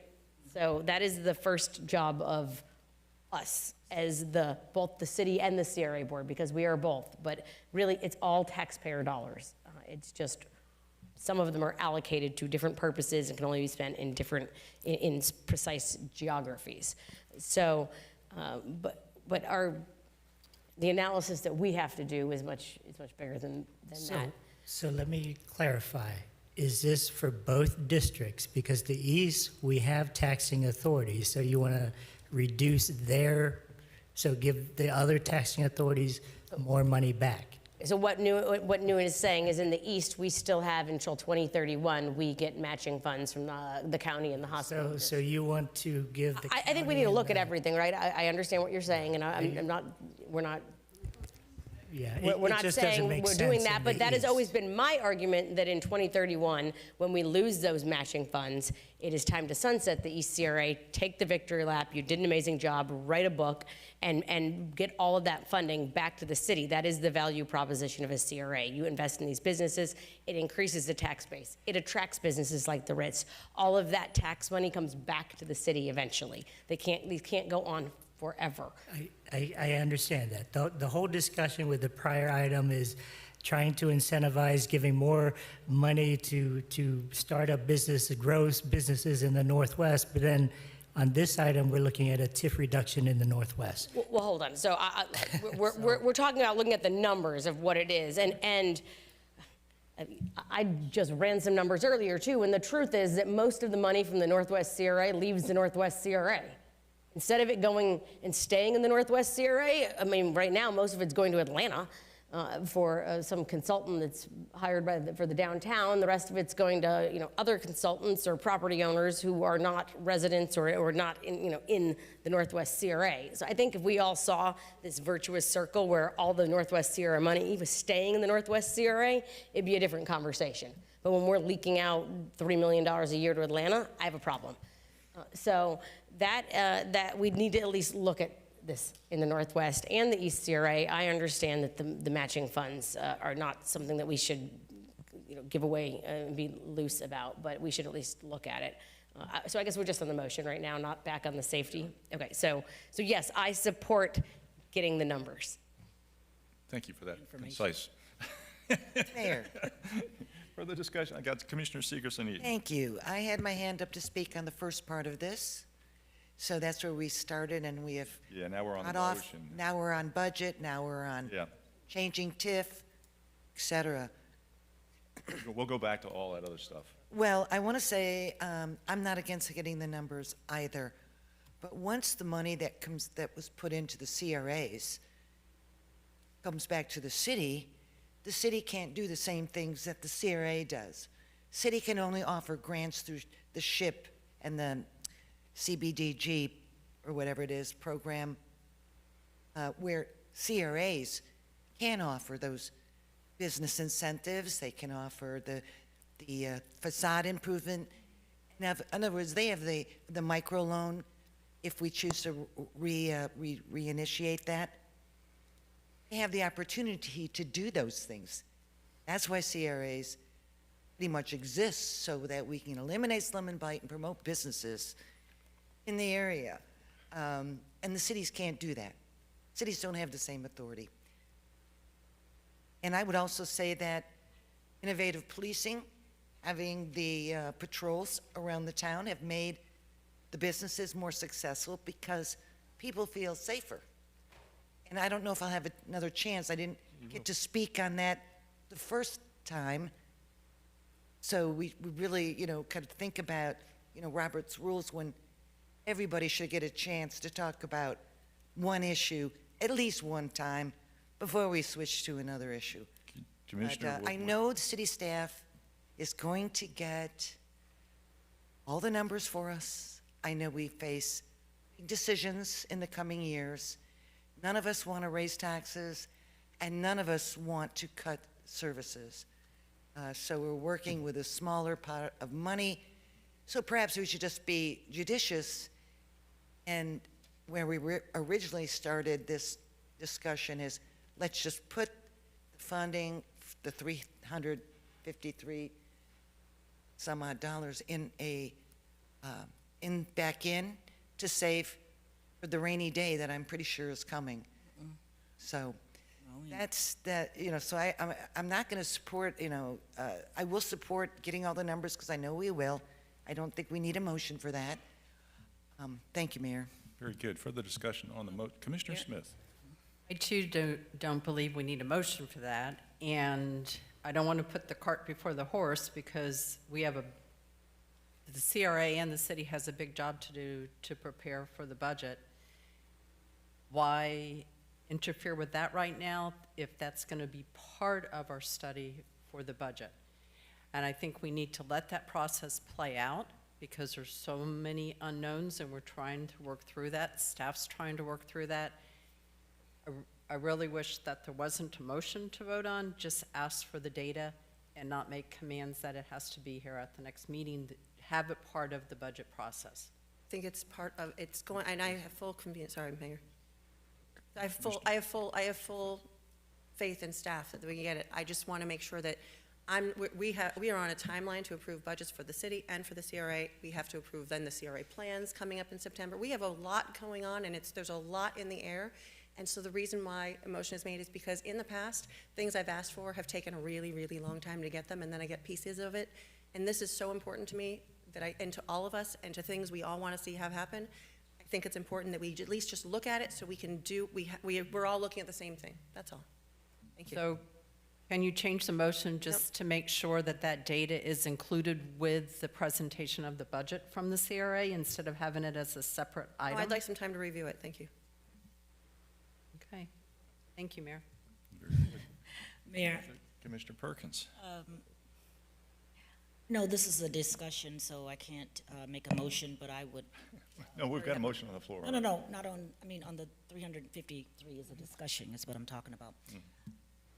But what I would like for us to do is, I would like to bring this back at the next meeting for discussion, sit down with staff, because what has happened in the past, when you say keep and hold, staff will just take it and use it. So we can remember a while back when we had $1 million sitting in the fund for the Northwest. I think it was 2020. And the money is gone. I was not informed, I was not told anything. It just shows up on the agenda and it's gone. So if we don't utilize this 300 and some thousand, staff will use it. And I think I had like 200 and some thousand left over from the million. And then Suzette said, well, we're gonna use that for the Ultimate Sports Park if we run into any problems or have any situations. So I wanna make sure that this approximately 300,000 stay in the Northwest. I will meet with staff and come back with some ideas of where we can actually use these funds at the next meeting, which is next month. In the meantime, Suzette, leave the money where it is for now, so she understands that. Thank you. Just so I may clarify, this $353,808 will stay in the Northwest. It's part of our projects and operations funds for the district, so it will stay.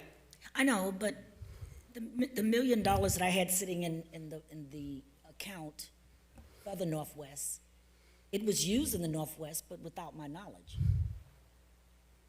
Million. And from that million, 200 and some thousand is left over, and Suzette said that would be used possibly for the Ultimate Sports Park. I have the email stating that. So I just want to make sure that these funds are not. Okay. That wouldn't have been part of CRA funding, that would have been part of the city budget, I'm assuming, because. It was city. Okay, I just want to clarify that for the record. It was city, and it was used in the Northwest, but like I said, without my knowledge or my consent. Okay. So Thank you. we're back on the motion. Yes. Any further discussion on the motion? Well, I'm not going to support it. Honestly, it seems like a fairly simplistic thing as the way you described it. Okay, if it's $10 million, you want to change the split, you can see what the split's what the dollars will wind up being. I don't see any point behind it, to be honest with you. I was using random numbers. But that's just my opinion. So let's go ahead and vote on the motion. Commissioner Fezzik, Yes. Commissioner Perkins, Yes. Commissioner Sigerson-Eaton, Yes. Commissioner Smith, No. Vice Mayor Fournier, Yes. Mayor Harton. No. All right, so we're back on the discussion, the reallocation of FY 2026 Roving Ambassador Program Funds, $353,808 for the Northwest CRA District projects and programs. Further discussion on that? Vice Mayor. Thank you. When I had the opportunity to sit down with Kim and Nguyen, we also talked about this because for years, I know I've been bugging them for something more like a clean and safe program that was that touched other parts of the Northwest CRA district, even Avondale and other communities. That was more, that could fall under innovative policing, like Riviera Beach has done one. I think you said the Omni CRA has done one. So there are other CRAs that we can model this after. One of the programs they brought up was something called a Purple Shirt program that is ongoing now in Miami. And I think those are actually really innovative policing because they're on the ground, people who are in the community also doing work to clean, and they might be, people that we are employing or providing an opportunity to earn something for the work they're doing, and these are people who might need to earn money, and it's not a social services because they're doing they're people on the ground actually doing the walks and having their eyes and ears out there too. So there are other programs out there that are, I think, much more innovative, and I would like us to really take a long look at those before we think about spending this money. But for now, I do agree that we should this is budgeted from last year, we should just earmark it for something in the future that's either public or innovative policing, or just park it for now until we have a better idea what budget season looks like. Because while we're talking about micro loan programs, we might be talking about whether roads get paved or whether parks are opened or whether we have sports programming at our parks. So those are much bigger conversations that need to happen, and I don't think any of this is off the table in order to preserve the programs that the city has and the basic services that we need to provide to the residents of the city. Very good. I apologize, Commissioner Segerson-Eaton, I've got you on my list here. Did you have more? Well, I don't think we should be spending any money right now until we figure out what our budget looks like in the coming year. I support having the roving ambassadors. Perhaps we can look at bringing in a different firm, but I think it's very important to the success of both the East and the West CRAs in the areas as we're trying to redevelop, enliven, and we do have, you say, homeless or home challenged, and they have helped a great deal, both on the East and the West. But I feel certain that once they find out that there's no one patrolling the area, we will see an influx like we did 5 or 6 years ago when we stopped the program. And we had to do a quick turnaround. So I just feel strongly that we should use those funds for our roving ambassador service in the CRAs. And I won't be supporting anything otherwise until I actually see it as something that's been vetted. Thank you. Very good. Further, Commissioner Smith. I agree with putting this money aside until we can come up with an innovative idea, and I'd love to find out more about the purple shirts, because I'm sure there's a lot out there that we haven't even thought about. But to have neighborhood stabilization and safety is extremely important, in my opinion, and I think that it would be wise of us to put that money aside and wait till we come with a program that fits that bill. Very good. Just like to give a quick shout out to Mike Skaversky. I think he originally brought up an idea of hiring the homeless folks and putting them to work on our streets. So thank you for that idea. Yeah, so it sounds like the consensus is just to let this money sit in this account and roll forward at this point in time. Would that be accurate, Commissioner? Yes. Yes, Commissioner Perkins, followed by Commissioner. Go ahead, Commissioner Perkins. Brought that up about Seversky, because I brought that to the city manager's attention, I want to say 2018, maybe 2019, to hire some of the homeless people to perhaps clean up some of our streets and help us out in that way, because there is a program existing already like that in Miami that I had the opportunity to tour back then, is the reason I brought it to his attention. Just wanted to say that. That's it. Gotcha. Commissioner Segerson-Eaton. I didn't catch exactly what you said about Mike Skaversky. I wanted to give a shout out to Mike Skaversky. I believe he, many years back, is the first one who vocalized the idea of hiring the homeless folks and getting them out there on our streets to pick up trash or Oh, okay. do something else. Just wanted to mention that, that's all. Thank you. Very good. Further commission discussion on this item? Seeing none, okay. That takes us up to item number 3 as a resolution. A resolution of the open it up to Pompano the Beach public? Community Redevelopment Agency Were you supposed to open it up to the public? No, it was discussion. Just because it was a discussion, okay. approving the form professional consulting continuing service contract for architectural services attached as Exhibit A, the form contract, and authorizing the proper officials to execute the form contract with the professional consultants identified in Exhibit B, providing an effective date. So moved. Second. Moved and second for discussion. Ms. Lamassa. Good afternoon, Chair, Vice Chair, CRA Board members, Cassandra Lemessurier, Real Property Manager. So this is going to be for 4 agenda items because there were individual solicitations that were issued for each discipline. But for the benefit of our audience as well as the public that might be watching, because this is one of the more complex solicitations that is dictated by statute how it's done, I wanted to give a little bit of an overview. So this is regulated by Florida Statute 287.055. It's the Consultants Competitive Negotiation Act. It's commonly referred to as CCNA.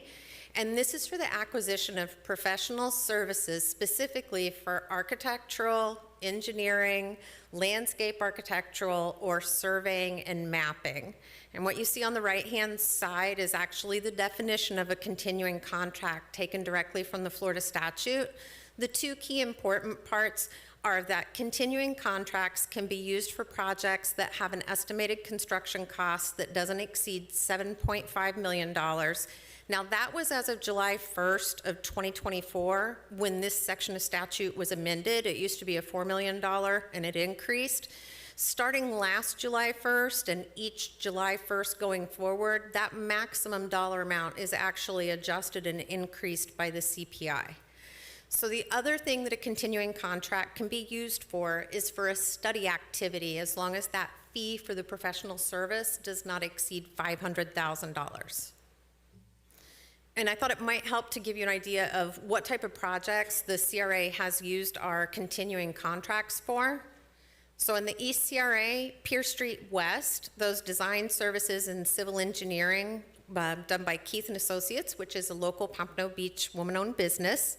And you can see the before and after, which significantly increased the aesthetic appeal of Pier Street West.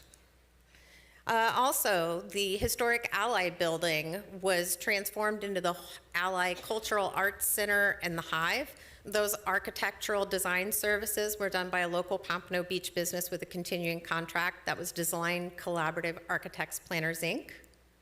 The same's true for the historic Bailey Hotel that was renovated to become the Bailey Contemporary Arts Center. Again, design services by a local company. Also for Old Town, the outdoor plaza and green space, architectural design services, as well as the civil surveying and mapping were done by EDSA and Keith and Associates, local company. And the backyard for Old Town, design services also by a Pompano Beach business using a continuing contract. The Patricia Davis Community Garden was also done, Keith and Associates, as well as the Northwest 6th Avenue as part of that beautification. One of the projects was the roundabout removal. Those civil designs that were done for construction permitting were by Kimley Horn and Associates through a continuing contract. Also, work that was done on the 731 building that serves as retail space for some of our local minority-owned businesses, as well as a proposed street design for the neighborhoods north of Markham Elementary School and west of the Islamic Center on the north side of Northwest 15th Street that do not have public right-of-way or public roads at this point, and those were done by WGI. The renovation of the Annie Adderley Gillis Park, those architectural design services by Cartaya and Associates, which they now go by Justin Architects, and as well as the project we're currently working on, which is the continuation of Northwest 4th Street from Northwest 6th Avenue to Northwest 7th, which will also include on-street parking to be able to serve the park.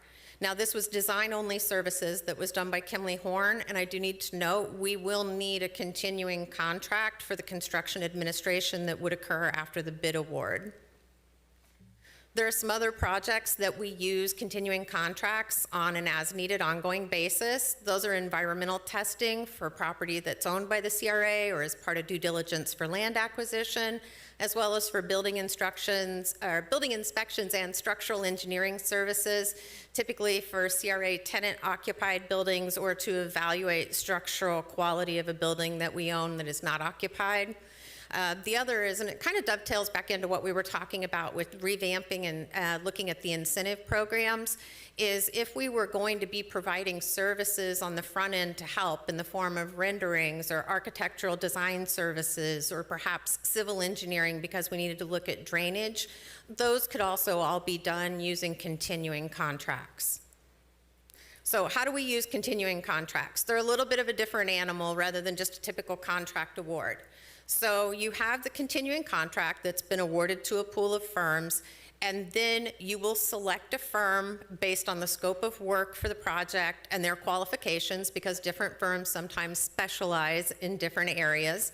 And you will request a proposal with a cost estimate from that firm for an approved project that's approved in the Northwest or East CRA plans, as well as the funding that's been approved through the budget for the CRA. That firm is going to provide a proposal with a cost estimate. Those costs come from the rate sheet that is part of the contract. And then a work authorization is actually issued for the project. If the work authorization is under $200,000, then that is approved by the Director of Procurement and Contracts in concurrence with the CRA Executive Director. However, if that work authorization exceeds $200,000, then that would come to the CRA Board for approval. So what are some of the benefits of using these continuing contracts? And a lot of this comes directly from the Florida Bar, so I gave them credit where credit was due. But they allow government agencies to hire those architects, engineers, surveying company for multiple smaller scale projects on an as-needed basis. And so they bypass that lengthy procurement process that you would have to issue a solicitation for each individual task. So you save significant time and administrative costs in that. Continuing contracts offer several advantages, not only to the agencies like the CRA that uses them, but also for those professional services firms, because one, you're bypassing that redundant bidding process, but also you've got a qualifications-based selection process. So you're actually looking at what the competence and qualifications are of that firm rather than a low bid scenario. And when you're doing that, you're ensuring that you're going to have high quality work and guaranteeing that you have that long-term success for your project. And the other is rapid response time. Because you already have those contracts in place that have work authorizations that can be issued, you can respond quickly to emergency infrastructure repairs, maintenance work, critical utility improvements without having those bureaucratic delays of having to take things forward for approval. So, important question, I think that this has been asked before on the city side. What happens if the CRA does not have continuing contracts? What do you do? So what we would have to do is we would have to issue individual solicitations for those professional services, and it would be for projects that have a construction cost of $325,000 or higher, significantly lower than the $7.5 million that gets adjusted for the construction projects you would do under a continuing contract. The other is if the study activity exceeds $35,000. Again, not that $500,000 we were talking about with a continuing contract.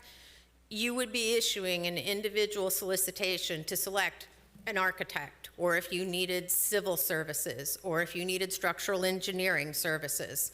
So the contracts that would be awarded from these solicitations would be approved by the procurement director in concurrence with the CRA Executive Director if they're under $200,000, not the CRA Board. So it's still that same end result, it's just a lengthier process. So there's a little bit of a risk that gets associated with that, and that's because of the competitive selection portion of the statute under CCNA, and that requires that the agency evaluate the qualifications of no fewer than 3 firms. So what happens if you don't get 3 proposals? again, this is not the best written section of the statutes, and it's one of the banes of existence of procurement professionals because it gives you no clear direction what to do if you get less than 3. So typically as an agency, you reissue the solicitation, costs more time, costs more money, and you hope that you're going to get 3 firms. But it kind of reminds me of the definition of insanity, doing the same thing over and over and expecting a different result because you don't have that guarantee. The other issue that you can run into is now you've got less competition. So it typically costs a firm anywhere from $5,000 to $20,000 to respond to a formal solicitation, depending on the scope of work and the complexity.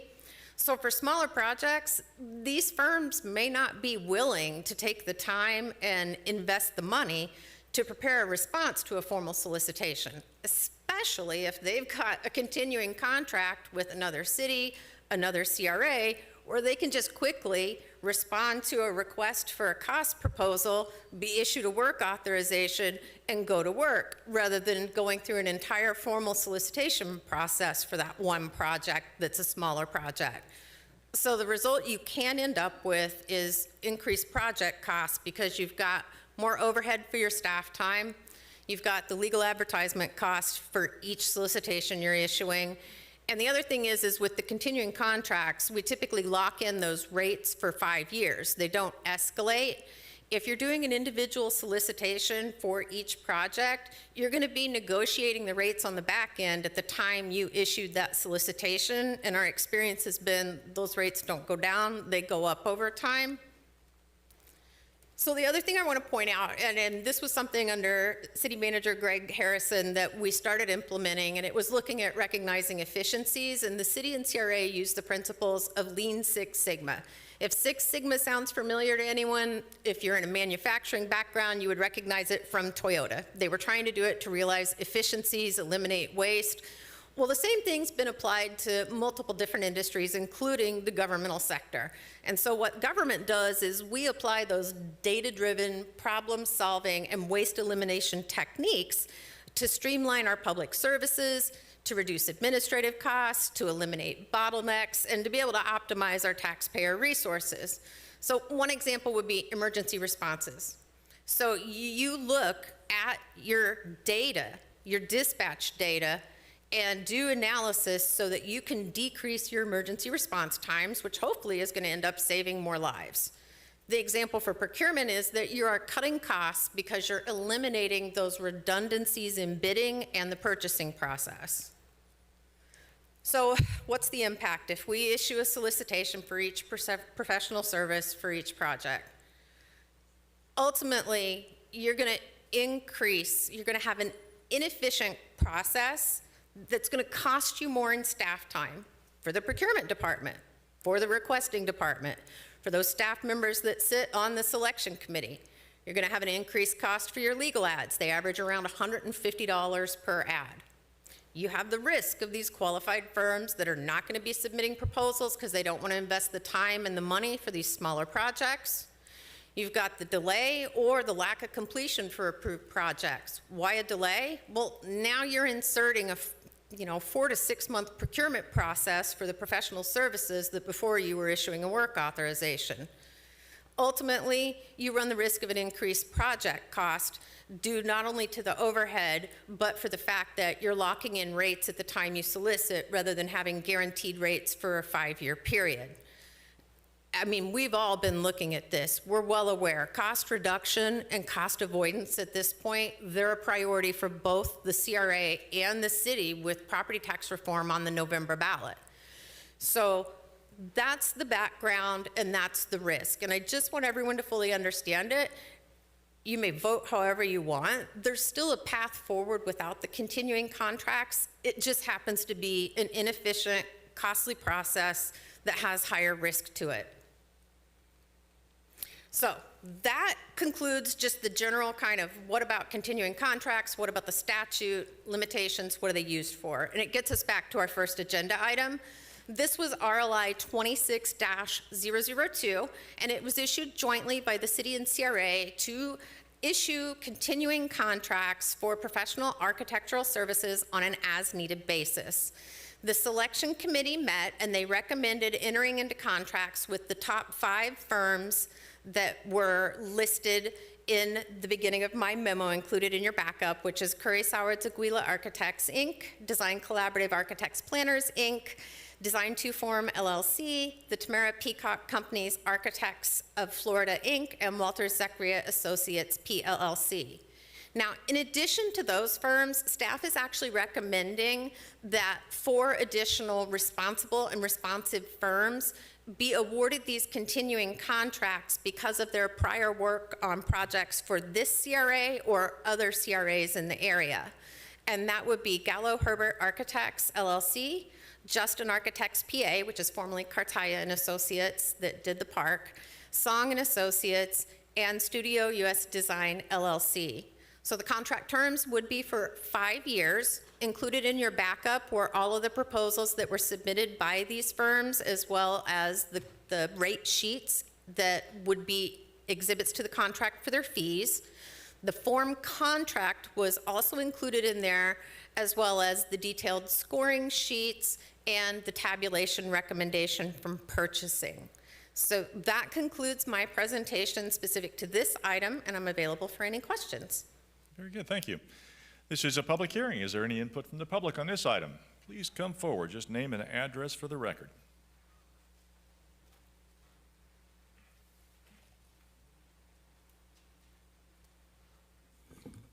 Vincente through Pompano Beach. Mayor, this afternoon, I'm going to support this particular item, but with a caveat.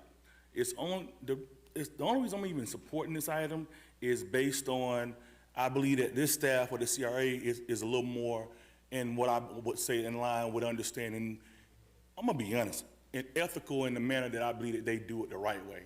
I have no confidence in some of the people in the engineering department. If this has anything to do with anybody in engineering, I would not be supporting this item, and I tell the whole commission they shouldn't support this. I am tired of our city engineering department. If they are involved in this process, I would encourage my commissioner and everybody else that they should not vote for this. We are tired of the rumors and the speculations on what we talked about before, Mayor, at the last commission meeting. And I'm still waiting for a phone call about that, Mayor. We want some change in Pompano Beach.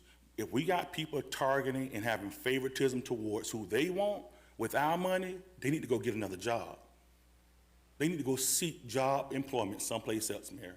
We would not go through another election cycle. And if any commissioner dare and think that I would not come in your backyard and that you can oppose me, I welcome you.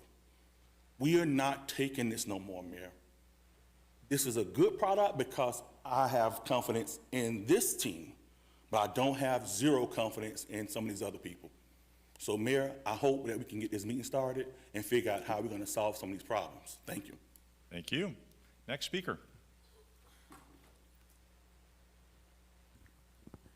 Ann Bosworth, 4015 West Palmyra Drive. So 5 years feels a little long to me.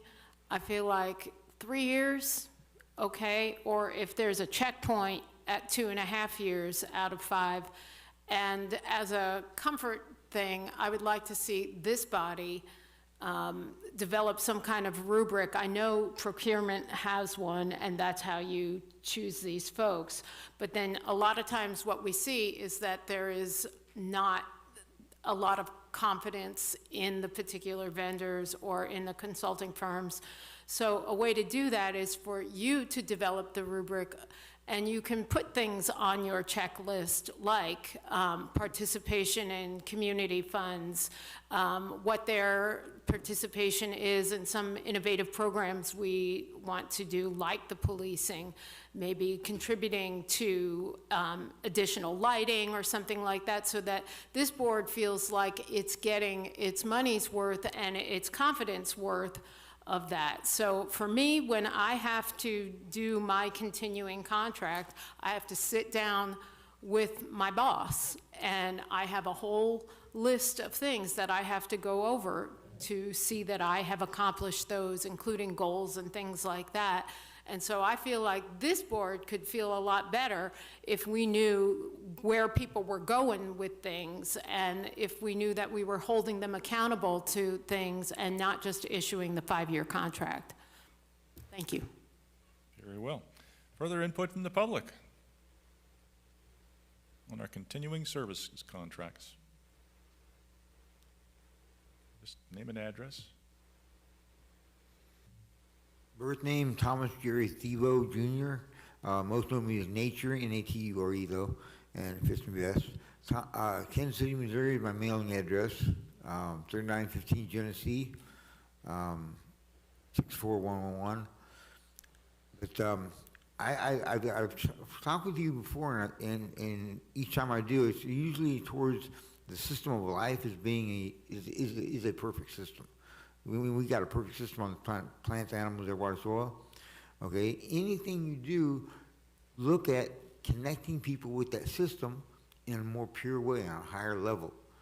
Okay, so I would urge you to critique your perspective, to have the factors of how people are connecting with the life system, and how they're able to build more of a connection. And it coerces people, or it gets people to respect the factors of life as being a perfect system on a higher level.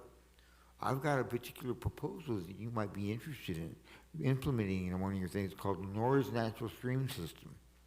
It's natural waterfalls, rapids, and it's got a workout where your person can work out, so it actually uses that energy to run the water, the water pumps.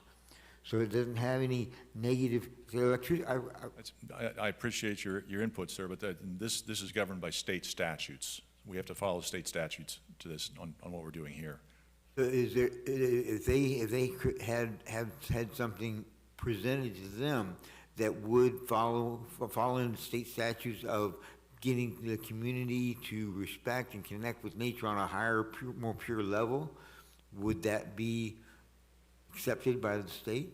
I don't know. You'd have to contact the state representatives about something like that, but we have to follow state law in this regard, selecting these. Would they be able to, the CRA, would the CRA be able to, I don't think we can implement something like that on this selection process. well, main thing is connect with the system of life. You can't go wrong. It's a perfect system, absolute perfect system. I ask a lot of people that question. How can you go wrong connecting with a perfect system? Most people say you can't. You can't. Connecting in a disharmonious way, you can't be right. But we connect in a harmonious way, you know you're right. A lot of people say, we were saying about homeless people also. A lot of people say, homeless people, people are homeless. Somebody's throwing trash on the ground, cigarette butts on the ground. I ask them, you got cigarette butts and trash all over your house? No, what do you do with them? I throw it in the trash home. Ah, you must be a truly homeless person then. There's billions of stars out there. Ain't life on none of them. There ain't billions of houses on this planet, And if they can't respect this planet as much as they do their own home, that's a truly homeless person. Factors are very profound. Thank you, sir. Appreciate it. Further input from the public on this item? Seeing none, public input closed. Commission discussion. If I could provide just a little clarification in response to Ms. Bosworth's comments. She was questioning the 5-year contract duration.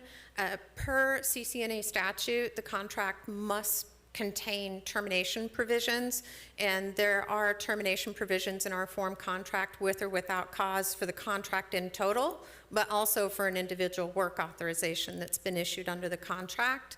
The other goes back to what can be offered in the evaluation criteria. So this was a joint solicitation issued by the city and CRA, and the solicitation document is what contains the evaluation criteria that they're scored on.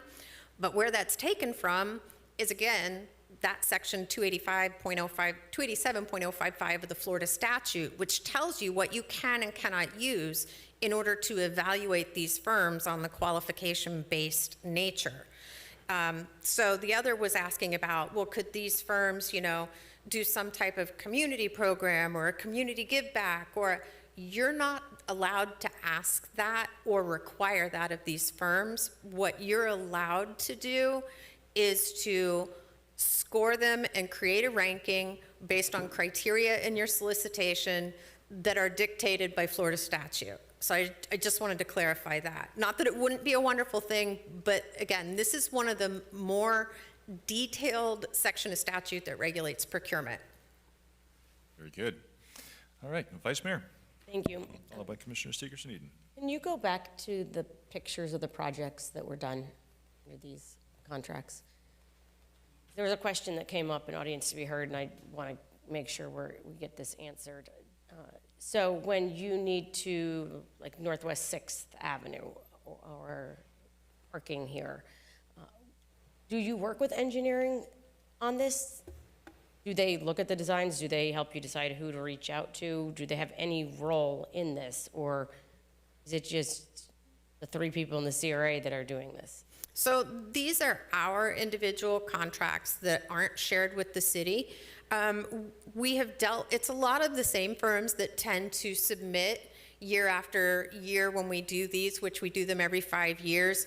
And so we're familiar with some of them, with what they specialize in and what their skill sets are. And we typically don't need to contact the city's engineering department because we ourselves have their proposals that are part of the contract, and we know based on our scope of work which firm we think would probably be best suited for it. It's not saying that we couldn't contact engineering, but there's not necessarily always that need.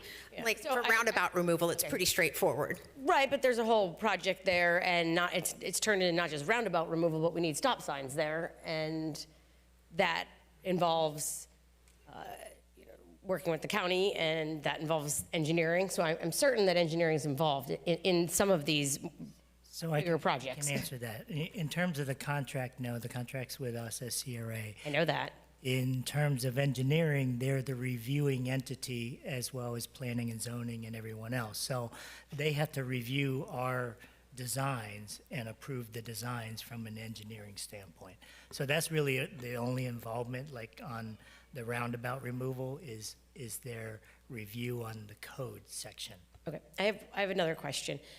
There's so much work being done on the downtown, and I'm wondering how firms like, I'm just going to use it as an example, like Keith Engineering, who's doing a ton of like surveying and other work, how are they being paid right now? So civil engineering services, that solicitation was issued by RP Pompano. They did follow the CCNA statutory requirements, but they're the ones that hold the contract that issue the work authorizations for that survey work underneath the civil engineering services. Who's paying for it? And then we have invoices that we receive. I'm not part of the invoice review process for how that payment is issued.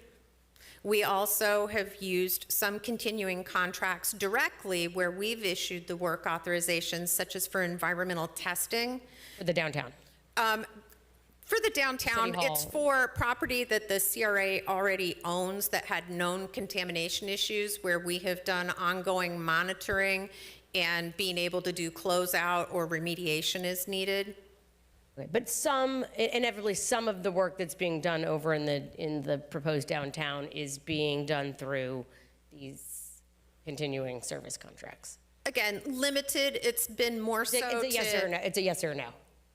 Well, no, actually, I'd like to explain. No, I get limited It's time. been through So I get environmental. limited time, excuse me, and I don't want to do this, but we get limited time here, and I have a simple question, and I don't want the whole backstory right now. Maybe one of my colleagues does. I was just asking a simple question. If any of the downtown work is being given out to these firms through these continuing services contracts. The contract's with us. So I understand. if we're using environmental, we would do that in an effort to save money. Because if Keith is the designer for the downtown, we don't want Keith to have a sub of an environmental company because of the markup. Keith won't do the work, right? So there's a markup. So we would employ the environmental firm to save from the markup. But it's not just for the downtown, it's for our properties that we need to clean the title on. I understand you're using it for all kinds of work around the CRA. The last question I had is, why did the CRA decide to add those 4 other firms when the city didn't? They're just firms that you've used before. You need a bigger pool because they have different capabilities. I mean, you touched on that, but the city didn't do that. Sure, and I think what that comes back to is the fact that CRA has a different type of project than city CIP projects. So for example, Justin Architects, that's Cartaya and Associates. We use them for the Annie Adderley Gillis redesign. Studio US Design, small, minority-owned, woman-owned business. She's actually the one that has done the design work for Big Tree Barbecue, so we're familiar with the quality of her work as well. Song and Associates has done extensive work for the West Palm Beach CRA, and Gallo Herbert Architects also has done work for CRAs. And so because of the fact they have specifically done work for community redevelopment agencies and our type of projects, or projects for our own CRA, that's why we were recommending the additional 4 contracts be awarded to those firms. Where did that recommendation come from? Was that from you, from our consultants? It came from us, as me, well, these other firms we've had business dealings with. For instance, Gallo Herbert, they're local, they have a niche, they're more like institutional type architects, but the last dealings we've had with them over the years, I've talked to John Tice multiple times. They came with the incentive for the spa, the old spa depot that you guys saw for the facade. They were the architects there that helped them through that process. So we figured, well, why not have ones that we have had great relationships with. The other ones, other than DK, Design Collaborative, Design to Form is on there. We use them to improve the current CRA office. So these are just additional architects that really doesn't cost us any more money. It's already been solicited, and as Cassie said, they've been qualified and they're responsive. So why not add them? It doesn't cost us anything to add them, but it does cost us to go back out. Okay, thank you. Very good. Commissioner Segerson-Eden. Thank you. So these firms are picked every 5 years. So there's a 5-year contract for selection process. They're basically they're chosen by their qualifications, their experience, and their competency, not by price. Okay, so there's no price associated with it. So if we have something that has to be redesigned because of some situation in the field that was unforeseen, and so you have to redesign, your sidewalks or your parking lot, we have these people already approved that we can call on and negotiate with them for a price to do a redesign of a project. So it's like this pool, which is now expanded, firms that can be chosen, and they're already approved, vetted. Really, it's almost the same thing we do with food trucks. They have to go through all their inspections and their qualifications, and we approve them. And they're the only food trucks that we allow. So, it saves time. It saves money. Can you imagine having to go out and for a redesign of a sidewalk or parking lot project, and it's a $50,000 project?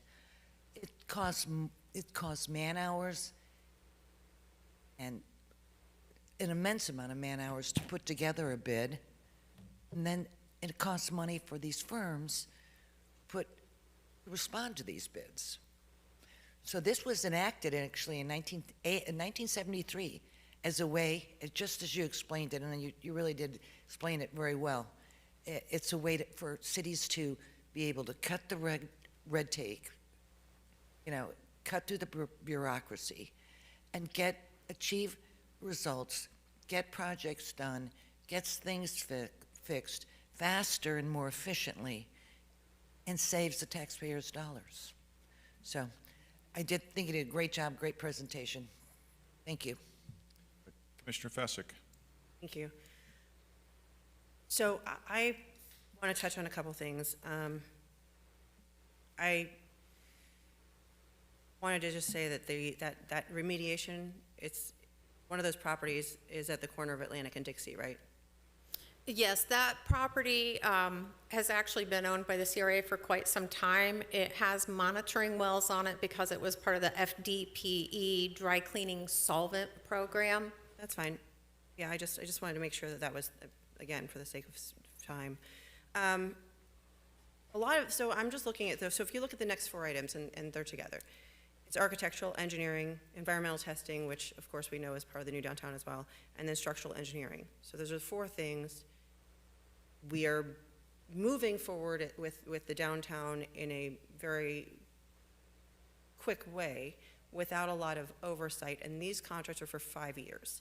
I understand they have a termination agreement, but I think that what we heard here at the very beginning of the day, the very beginning of the meeting, was from the community, was concerned that some of their businesses or some of their opportunities were drying up, even though they were promised these or having opportunities to participate in these. And for many of these, like one of the slides you had said something about, for smaller contracts that some people might not bid or whatever. Well, some of these local companies might actually be interested in bidding in those smaller projects, and that for them is probably a really good year if they get one or two of these smaller things, or a really good opportunity to do more work with the city or the CRA.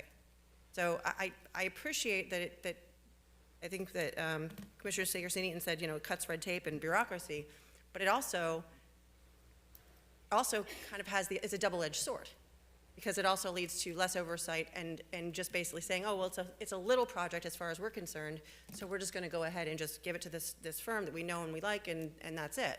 And we know they do good work, and I'm not saying anybody doesn't. I know that they do. I know a lot of these folks do good work.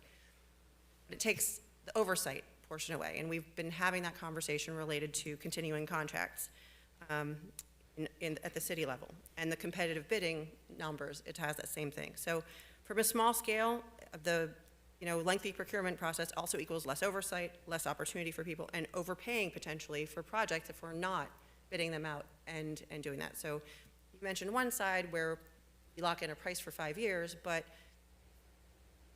do we need that many hours perhaps if we're paying for this? So it just limits the oversight, and that's a concern for me. Again, the fact that a lot of these are just going to be handled in-house, I have an issue with that.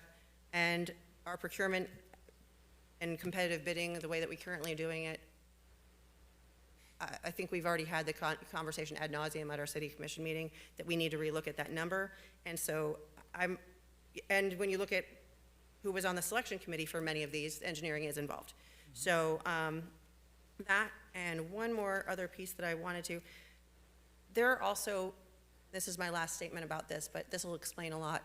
There are also a lot of concerns that have been brought to me over the past several months about some of these situations, not all of them. And as a result, I ended up requesting information, some of which has not been provided to me, has not yet been provided to me, and it is in its sort of limited in how I can either verify or the concerns or dismiss the concerns that were brought to me, and they were related specifically to some of the conduct of consultants, staff, and officials, and in city or CRA officials. So I'm not going to support any of these at the moment. I understand that it might be taking a little bit more time, but I think we're going to need to have a bigger conversation, and until we do that, I'm not giving everybody a free pass to just write contracts without some oversight. Thank you. Okay, Commissioner Fesick, just out of curiosity, were you just relaying some allegations about senior CRA officials? I was very, very specific in saying that I was trying to, there were some allegations made, which the city attorney has already made aware of, and until those things are resolved, I asked for public documentation. I have not got it. We are still working through that process, and that was because of that situation, and I cannot, in good conscience, until I have that information, just until that's settled. But I couldn't verify those concerns or negate those concerns that multiple people have brought forward to me. So are you saying that you are investigating allegations against CRA officials? No, I'm not saying that. I'm saying I have not, waiting for the public records that I requested that I have not yet gotten. So you're not saying you're not making saying any allegations against anybody then? There's plenty of information out there if anybody wants to go look for it. It's very clear. I think the newspapers have covered it. But that's what I'm saying is that until we resolve some issues that I have, this contract is not going for 5 years forward for me. Thank you. Very good. I would just I'm not, yeah, I would just that's all I have to say. encourage you, if you've got some information about anybody who sits on this dais or works for the city, go to the proper authorities. I have attempted to do so. Thank you. Good, thank you. Mayor? Commissioner Perkins. Yeah, I'm concerned about this as well, especially the 5 years. I probably could go along maybe 3, but not 5. I'm concerned with which projects will be working the services, because are we talking about the downtown? Are we talking about the McNabb House? Are we talking about everything all over the entire city? It's what confused me. But I don't want to support this unless I know specifically what the project is and the amount of funding that will be spent for that particular project. So I do have some concerns with all 3 of them as well. I know this is the faster way to do things, I get that, but I'm just concerned about funds being provided for certain projects, and that's kind of where I am with it right now. Thank you. Very good. Further commission discussion? Mr. Tran. Yeah, so Commissioner Perkins, I can give you one example. And, you know, the most recent one was Northwest 6th Avenue. So we know that we've been discussing the tactical urbanism plan for a long time. That included the removal of the roundabouts. So that's something that the community and this dais was pushing to do. So what we ended up doing was we went to our continuing services contracts with the existing firms. And of course, you know, Kimley Horn is known for more transportation, roadway improvements. So they were selected as the firm to do the design and the removal. So we bidded that out. We had a contractor on board, but we also needed the design firm that did the plans to do the construction administration. So that was an obvious one, that Kimley Horn would be doing the construction administration to make sure that the contractor built it to the permitted designs. So that's one example of what we need. Kimley Horn also did the connector street, as Cassie mentioned. So they designed it. Now we need, in order for that contract to go forward and the improvements done, we need them as the designers to look over to make sure that, you know, the construction part corresponds to the approved plan. So those are the examples that I can give you right off the bat that are current, that would depend on you know, these continuing services contracts. I understand that 5 years is a long time. You know, 3 years might sound better, but I can tell you from experience that prices have gone up through the roof. And if you can lock a contractor down for 5 years and say, this is your rate that you're gonna charge us, it's a savings. We can't control, you know, any of the tariffs or any of the construction material costs, but we can control their hourly costs through this 5-year contract. And the last one we did was through COVID. So prior COVID was very low, you know, and I can tell you that today's dollars, a lot of them wouldn't want to do it for that. And that was a 5-year contract. So I can't tell you what prices are going to be, but I know labor cost is not going down. And if we can lock somebody in for 5 years, it's better for us. Okay, thank you. Very good. Commissioner Smith? One thing to add to that is we can get out of the contract with no cause. So it's something that it's locking us, protecting us for 5 years with pricing, but we can get out of it if we want to get out of it. So I think it's a very smart move for the city to do, especially in today's time, to be able to lock in those kind of services for the 5 years, and I'm voting for it. Thank you. Good. Question on the time length, the length of the contracts. And can we just change it to 3 years instead of 5? I would have to look in the solicitation document, but I believe that actually had the duration of the contracts to be awarded, which is why our contract duration matches the duration on the city side. And I also wouldn't suggest it because why would you give up 2 years of locked-in pricing? Because understand that issuing a contract is not a guarantee of work to any of these firms, and they understand that. So they may not be utilized at all during that 5-year period, but you at least have them available in your qualified pool, and you have those rates locked in for 3 years. If there was one that you were dissatisfied with their performance, you terminate their contract and it costs you nothing. And when it comes back to how they price their proposals, they typically will go into each task, give you detail on that task, and then give you what that lump sum not to exceed is for the task. And as they're moving through their work, they will typically invoice on a monthly basis and show you, I've completed X amount of this task, these were the deliverables I've completed, and they continue forward until they complete the task 100%.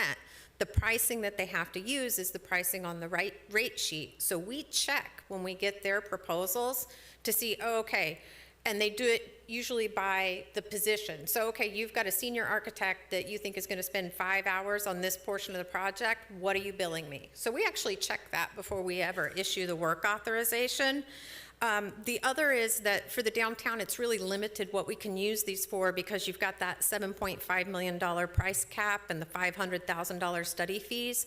So when you're talking about the major portions of the downtown, when you're talking about construction of City Hall, they don't really lend themselves to that. So it's a little more limited in nature about what we could use those for. Also, Commissioner Fezzik, you had mentioned concern about smaller firms not being able to participate.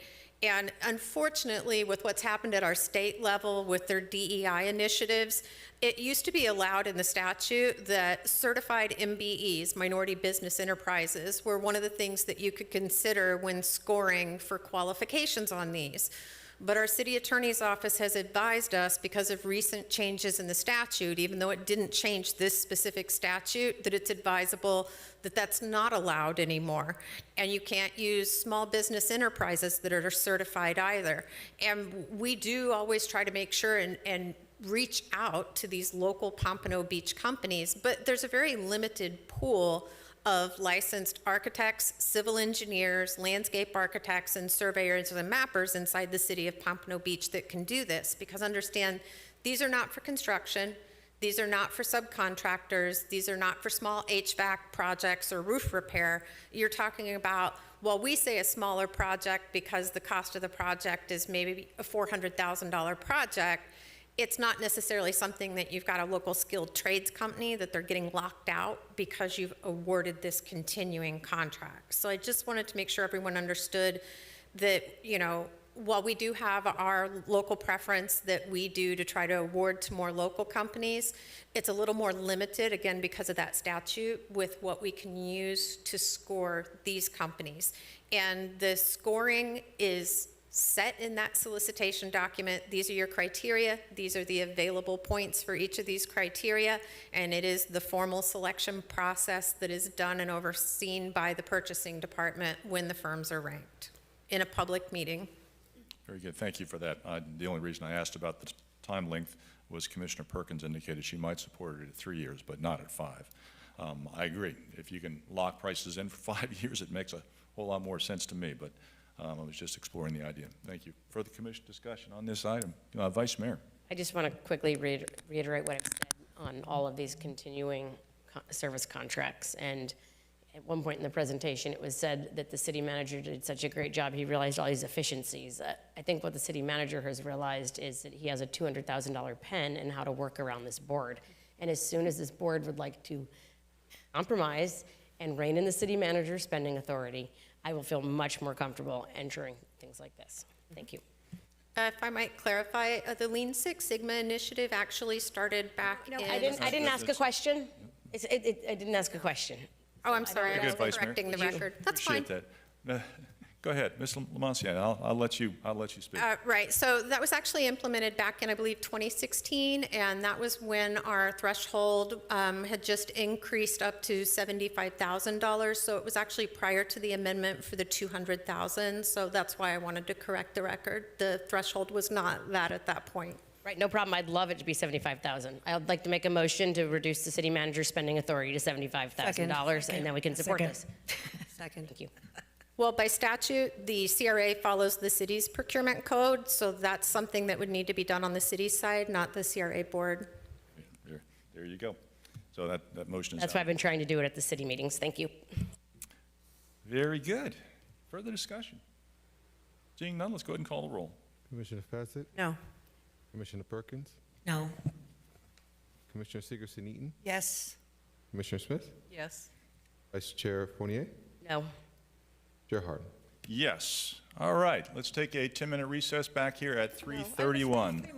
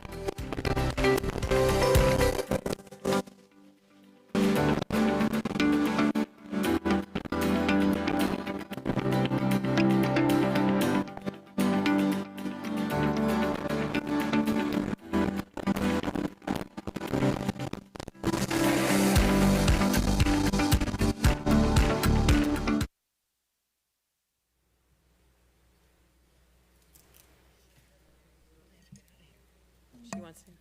We made a bet with Rex.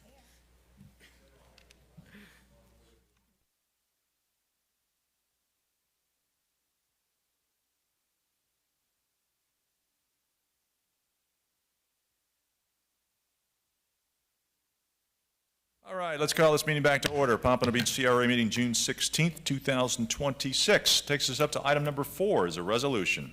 A resolution of the Pompano Beach Community Redevelopment Agency approving the form professional consulting continuing services contract for civil engineering services attached as Exhibit A, the form contract, and authorizing the proper officials to execute the form contract with the professional consultants identified in Exhibit B, providing an effective date. So moved. Second. Moved and second for discussion. Once again. Good afternoon again, Cassandra Lemasurier. For the record, I'd like to incorporate the prior presentation up until we talked about the RLI specific to the architectural services, just for the record. I did go look in the solicitation document for the civil engineering, which they all have the same terms, and under E, term of agreement / contract, which I do have up on the screen right now, it specifies contracts will be for a term of 5 years with no renewals, commencing upon award by the appropriate officials. So that's something that we don't have an option, because one of the things that you get dinged on is when you don't follow your own procurement process or what's in your solicitation documents, and other firms could come back and say, oh, well, if this all would have been a 3-year only contract, I might have been willing to honor my rates for 3 years and submitted, but since you said 5, I did not. So that's why we adhere to the contract duration that's in the solicitation document. So to answer that question.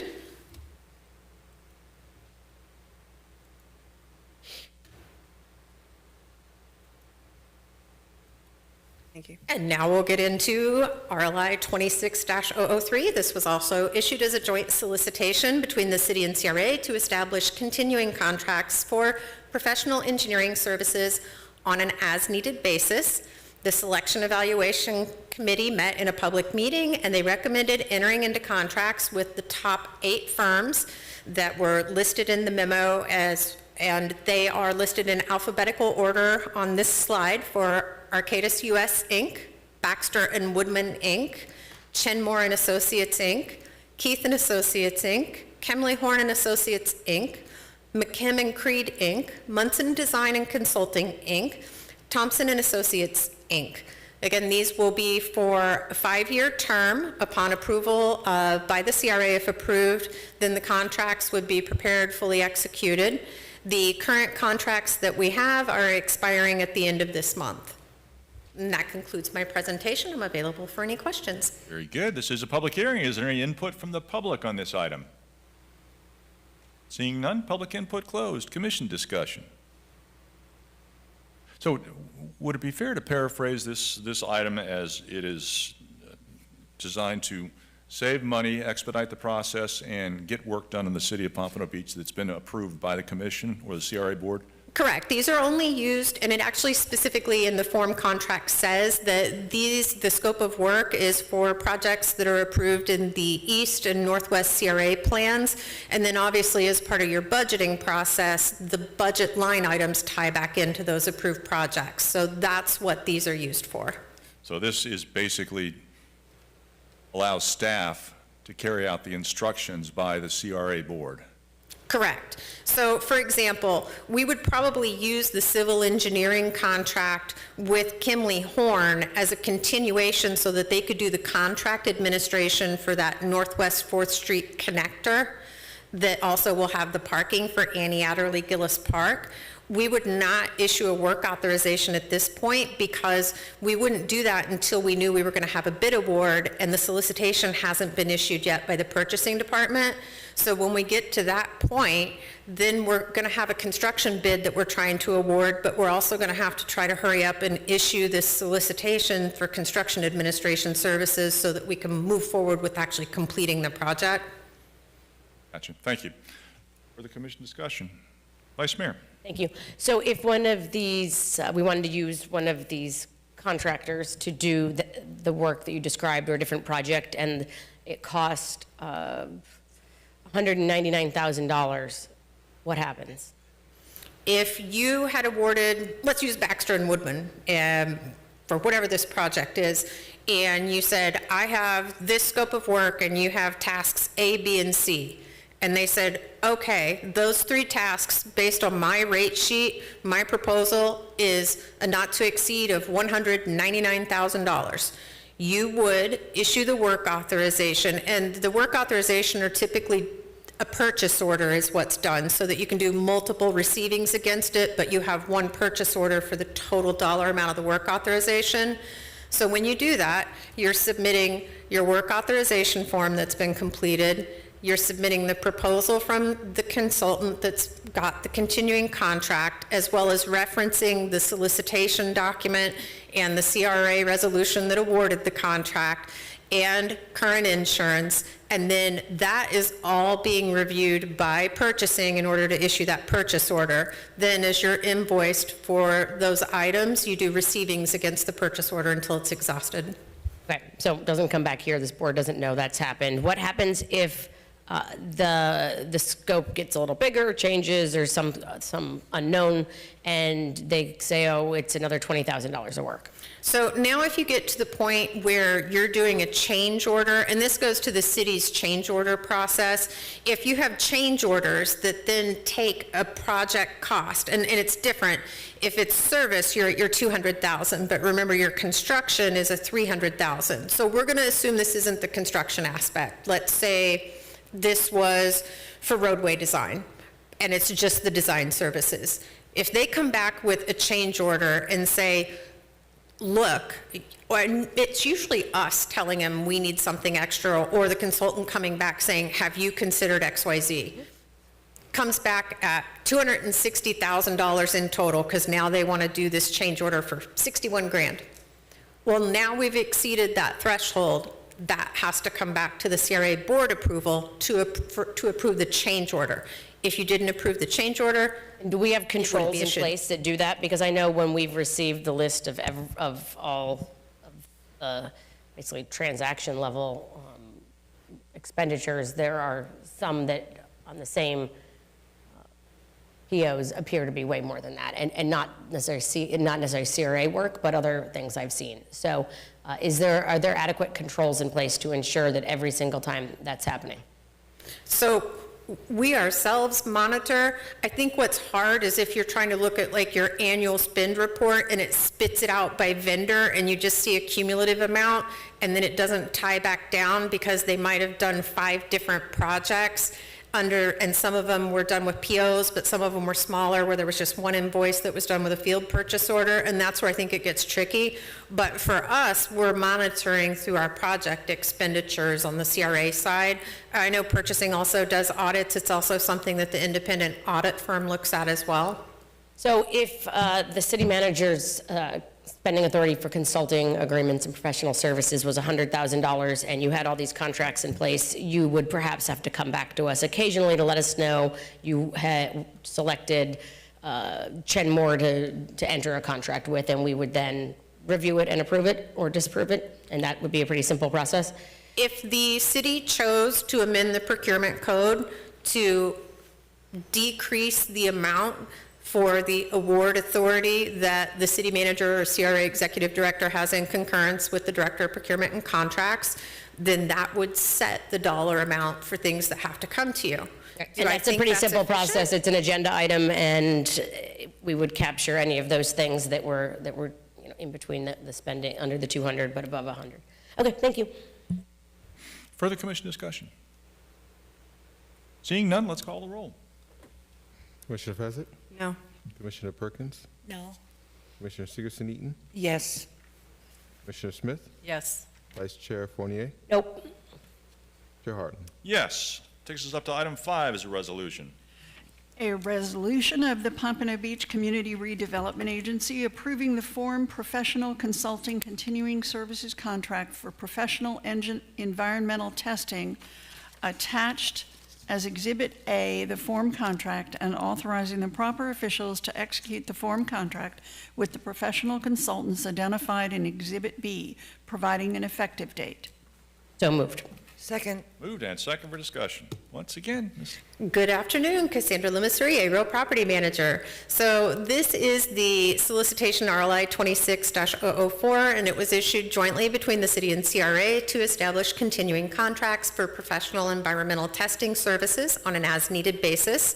The selection committee met in a public meeting, and they recommended entering into contracts with the top 3 ranked firms, which were Professional Service Industries, Inc., Terracon Consultants, Inc., and UES Professional Services, LLC, which formerly operated as Universal Engineering Sciences, LLC. The contract term would be for 5 years. Upon CRA approval, then the contracts would be prepared and fully executed.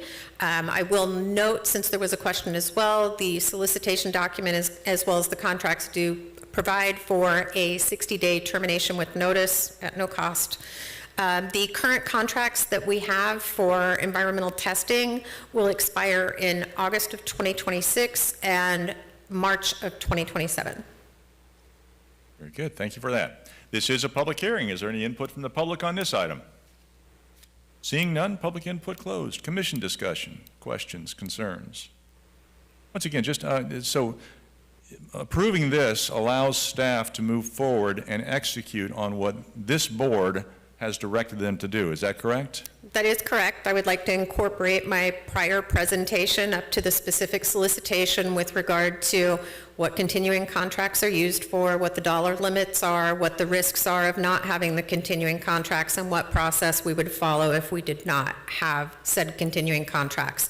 These, again, are used for projects that are approved in the East CRA plan, Northwest CRA plan, and the associated CRA budgets by the CRA board. Thank you. So by approving this, it allows staff to move forward in the most efficient and expeditious manner to execute on the guidance, the directives from this board to staff.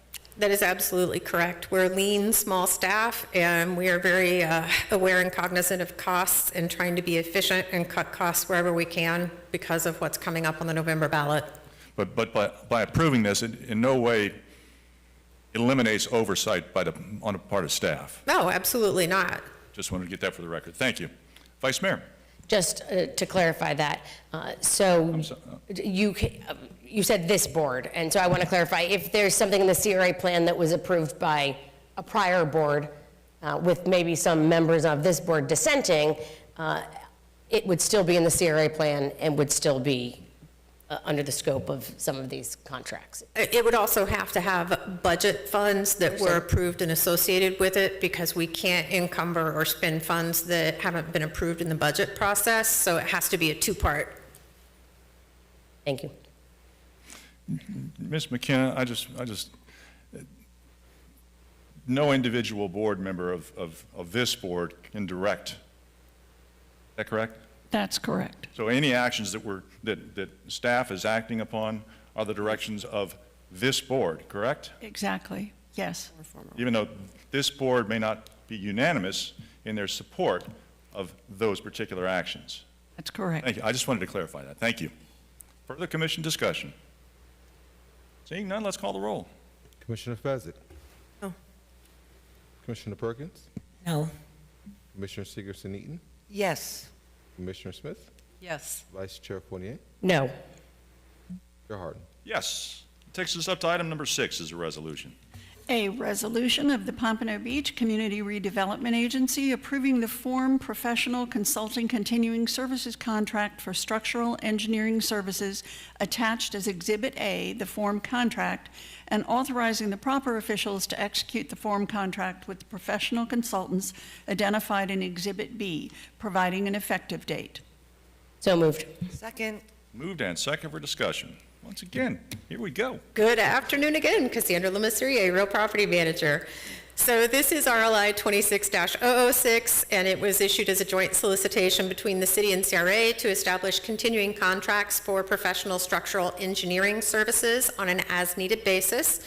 The selection committee met in a public meeting and recommended entering into contracts with the top 4 firms: EAC Consulting, Inc., HBC Engineering Company, Kimley Horn and Associates, Inc., and RJ Behar and Company, Inc. The contract term would be for 5 years. Upon approval of the CRA board, the contracts would then be fully executed using the form contract.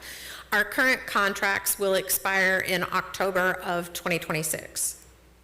Thank you for that. This is a public hearing. Is there any input from the public on this item? Seeing none, public input closed. Commission discussion.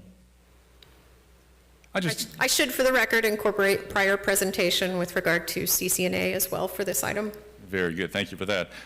So, correct me if I'm wrong, but this item basically allows staff to move forward with the directions given by this board in the most expeditious, efficient, and cost-effective manner that's currently available. Would that be accurate?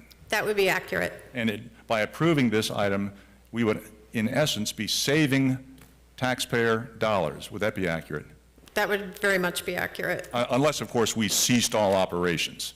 Correct. If the contracts were never used because we never did anything else with structural engineering, although we have used this for some of our tenant-occupied buildings that had 40-year inspections that then determined that we needed to have structural analysis and repairs done. So I guess if we evicted all our tenants and never had another building that needed structural work, possibly. Yeah, I just wanted to make sure we were accurate for the record. So when somebody talks about this in the public, they'll have accurate information. Thank you. Good job, Rex, good job. Further commission discussion? Seeing none, let's go ahead and call the roll. Commissioner Fezzik? No. Commissioner Perkins? No. Commissioner Sigerson-Eaton? Yes. Commissioner Smith? Yes. Vice Chair Fournier? No. Chair Hart? Yes. Very good. That takes us up to additional items to be heard. There should be none. None. Very good. Takes us up to reports. Mr. Tran. Yes, thank you. The only report I have is Happy Father's Day to all the fathers out there. That concludes my report. Thank you. Very good. Thank you for that. Takes us up to Ms. McKenna, CRA attorney. Thank you. I actually do have a report. As I said at the last meeting, it's imperative that our public record be accurate. And since that meeting, there have been a number of public communications that have made either express statements or implied statements relating to McNabb Park that are either false or omit information that is contained in our public record. And I want to be sure that our listening public that doesn't get the benefit of, for example, the memo that Mark Berman, the city attorney, gave to all of the commission, I want to be sure that our listening public, our residents, know what the actual legal facts are relating to McNabb Park, because there was a lot of public discourse that was just simply not accurate.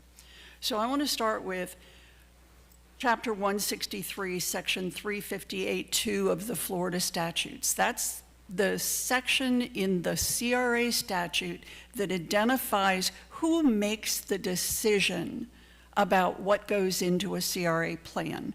And that is the City Commission of Pompano Beach. The CRA board does not do that. They make a recommendation, but the statute expressly directs and reserves to the governing body. The City Commission of Pompano Beach is the governing body of the CRA. And the governing body, the City Commission, approves CRA plans and what goes into those plans. So it's the City Commission that determined what would happen with McNabb Park. And it's important enough that I want to take just a moment and read what is in the CRA plan that the City Commission said is what should be done with McNabb Park. In March 2020, the CRA relocated the historic McNabb House and Garage from 1750 East Atlantic Boulevard to McNabb Park, located directly on the commercial corridor at 2250 East Atlantic Boulevard. The intent was not only to save the home from demolition, but to repurpose it into a restaurant to activate the park, which has fallen victim to vagrancy and loitering over the years. Referred to as the McNabb House and Botanical Gardens, the project will help transform the area from an outdated park into a unique destination. Plans call for renovation of the McNabb House and Garage into a restaurant and transform the park into an open space botanical garden with public amenities and educational opportunities.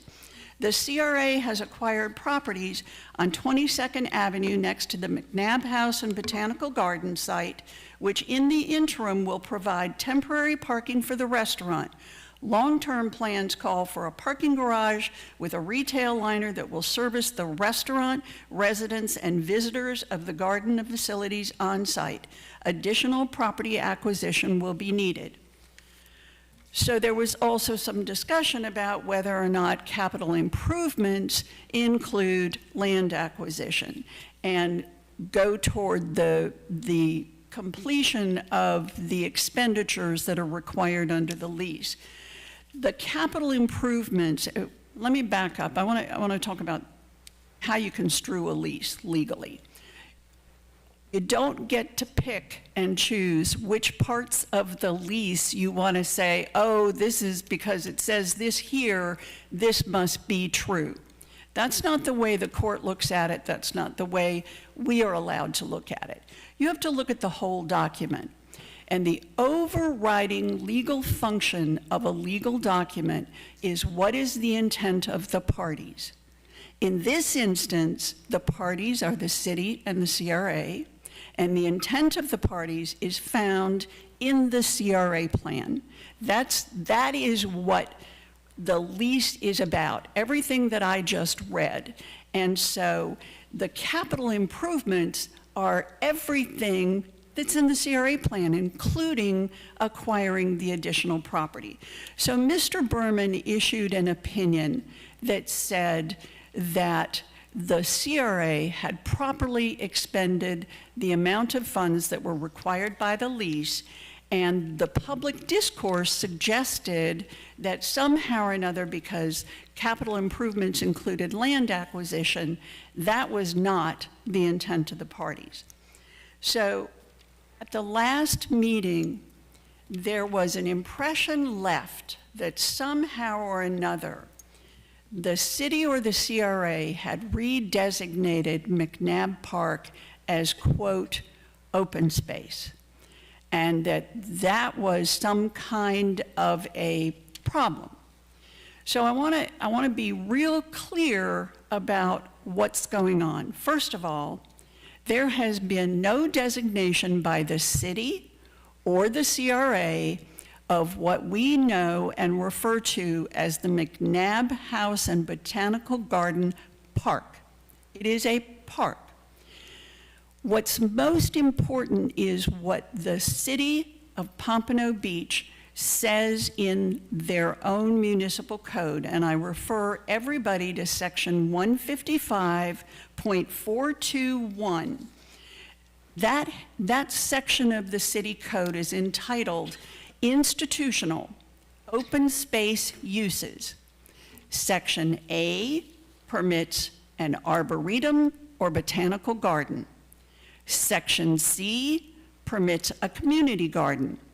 Section D permits a park or plaza. And I'm going to take a moment and read to you what the definition in our city code is for a park.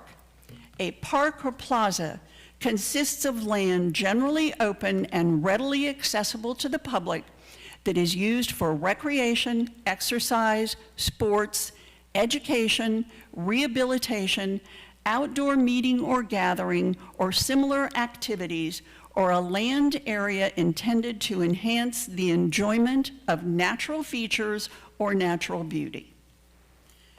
So I want to be sure that there is now no confusion over the fact that McNabb Park is a park, and that whether it is also open space, because that's how the code for Pompano Beach describes its parks.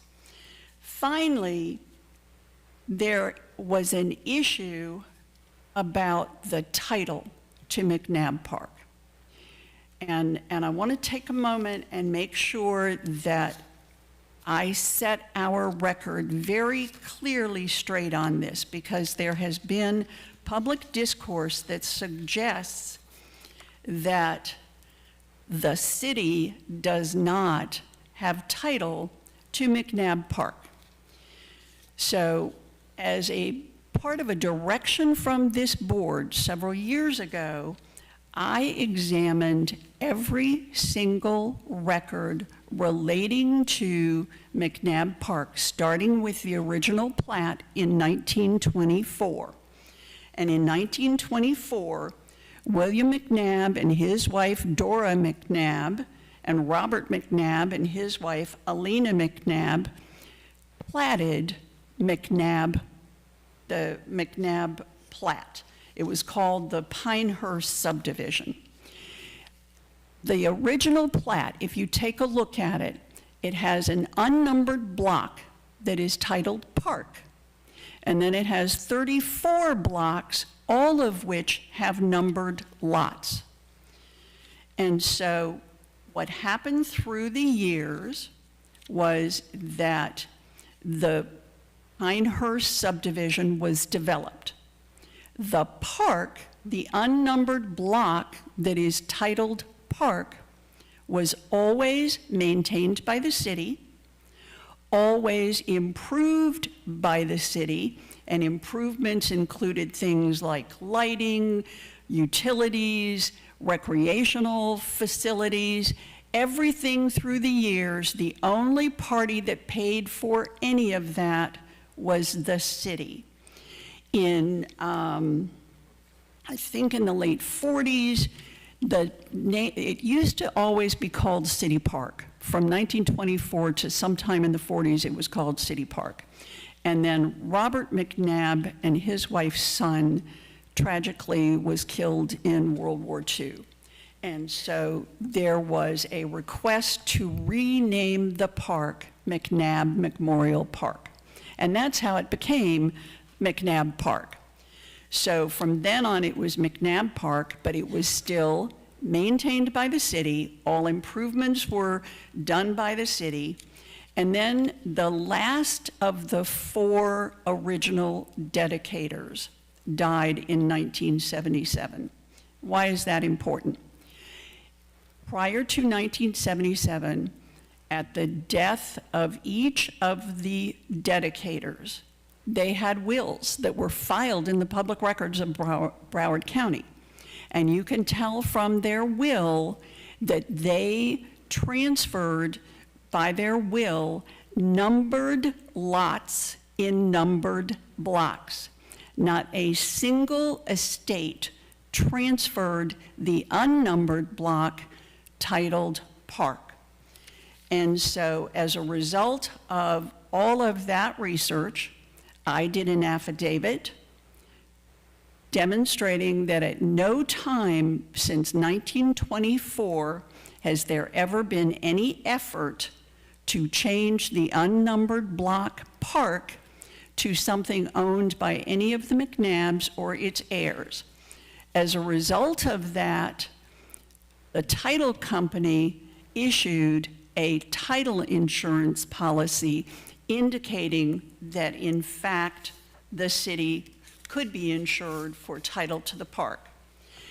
Then, in 2025, a court decision was rendered for the city of Parker. Now, I had never heard of the city of Parker. I'm not quite sure I know where it is, but the case is City of Parker versus Wilson. And what it does is it answers once and for all any question anyone could possibly have as it relates to the title of McNabb Park. And the decision is so important, I want to read what the court says. The act of labeling the park on the plat had legal consequences because the label implies that such parcel is dedicated to the public for park purposes, attaching no importance to the fact that dedicators failed to add the park to the express dedication of streets or highways, and finding that without specifically reserving the park, the filing of the plat with the word park written upon a parcel exhibited thereon, and the sale of lots according to the plat would operate as a dedication, notwithstanding the omission to mention the park in the dedicatory statement. And that is exactly what the McNabb plat looks like. So it's my hope now that there will not be any more public discourse about anything as it relates to either the lease, public open space or park, the authority to be doing everything that the city and the CRA are doing jointly. And I want to refer to something that Commissioner Fournier, Vice Mayor Fournier said today. I think it was really important and illustrates what we're talking about. When we were talking about the allocation of taxpayer dollars between the city and the CRA, Vice Mayor Fournier said, it's all our money. McNabb Park is all our park. It doesn't matter that it happens to be leased by the CRA or the city. It is the city's park. And the only thing that is happening is the city is saying, we are willing to let the CRA engage in redeveloping that park for the benefit of our residents and pursuant to the authority of not only the CRA statute, but most importantly, what we, the City Commission, have put in our CRA plan. So that is the accurate public record as it relates to McNabb Park, and I thank you for the indulgence of this time, but it's imperative that we make sure that our record is accurate. Thank you. Thank you. All right. That moves us on. Our next meeting date will be July 21st, 2026. Moves us on to CRA Board. Commissioner Fessick. I'm not sure where she went. If anyone else knows, she's not here. Okay.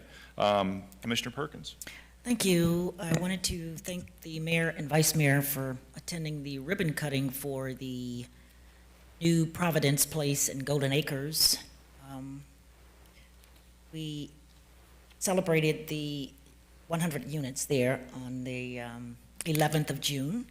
So thank you for coming. It was a very nice ribbon cutting, very nice event. I wanted to bring to your attention on Thursday, June 18th, the Pompano Beach Housing Authority will be having a community meeting from 6 to 8 p.m. at the EPAT Larkin Center. As you know, the Blanchely Estates, there's approximately 19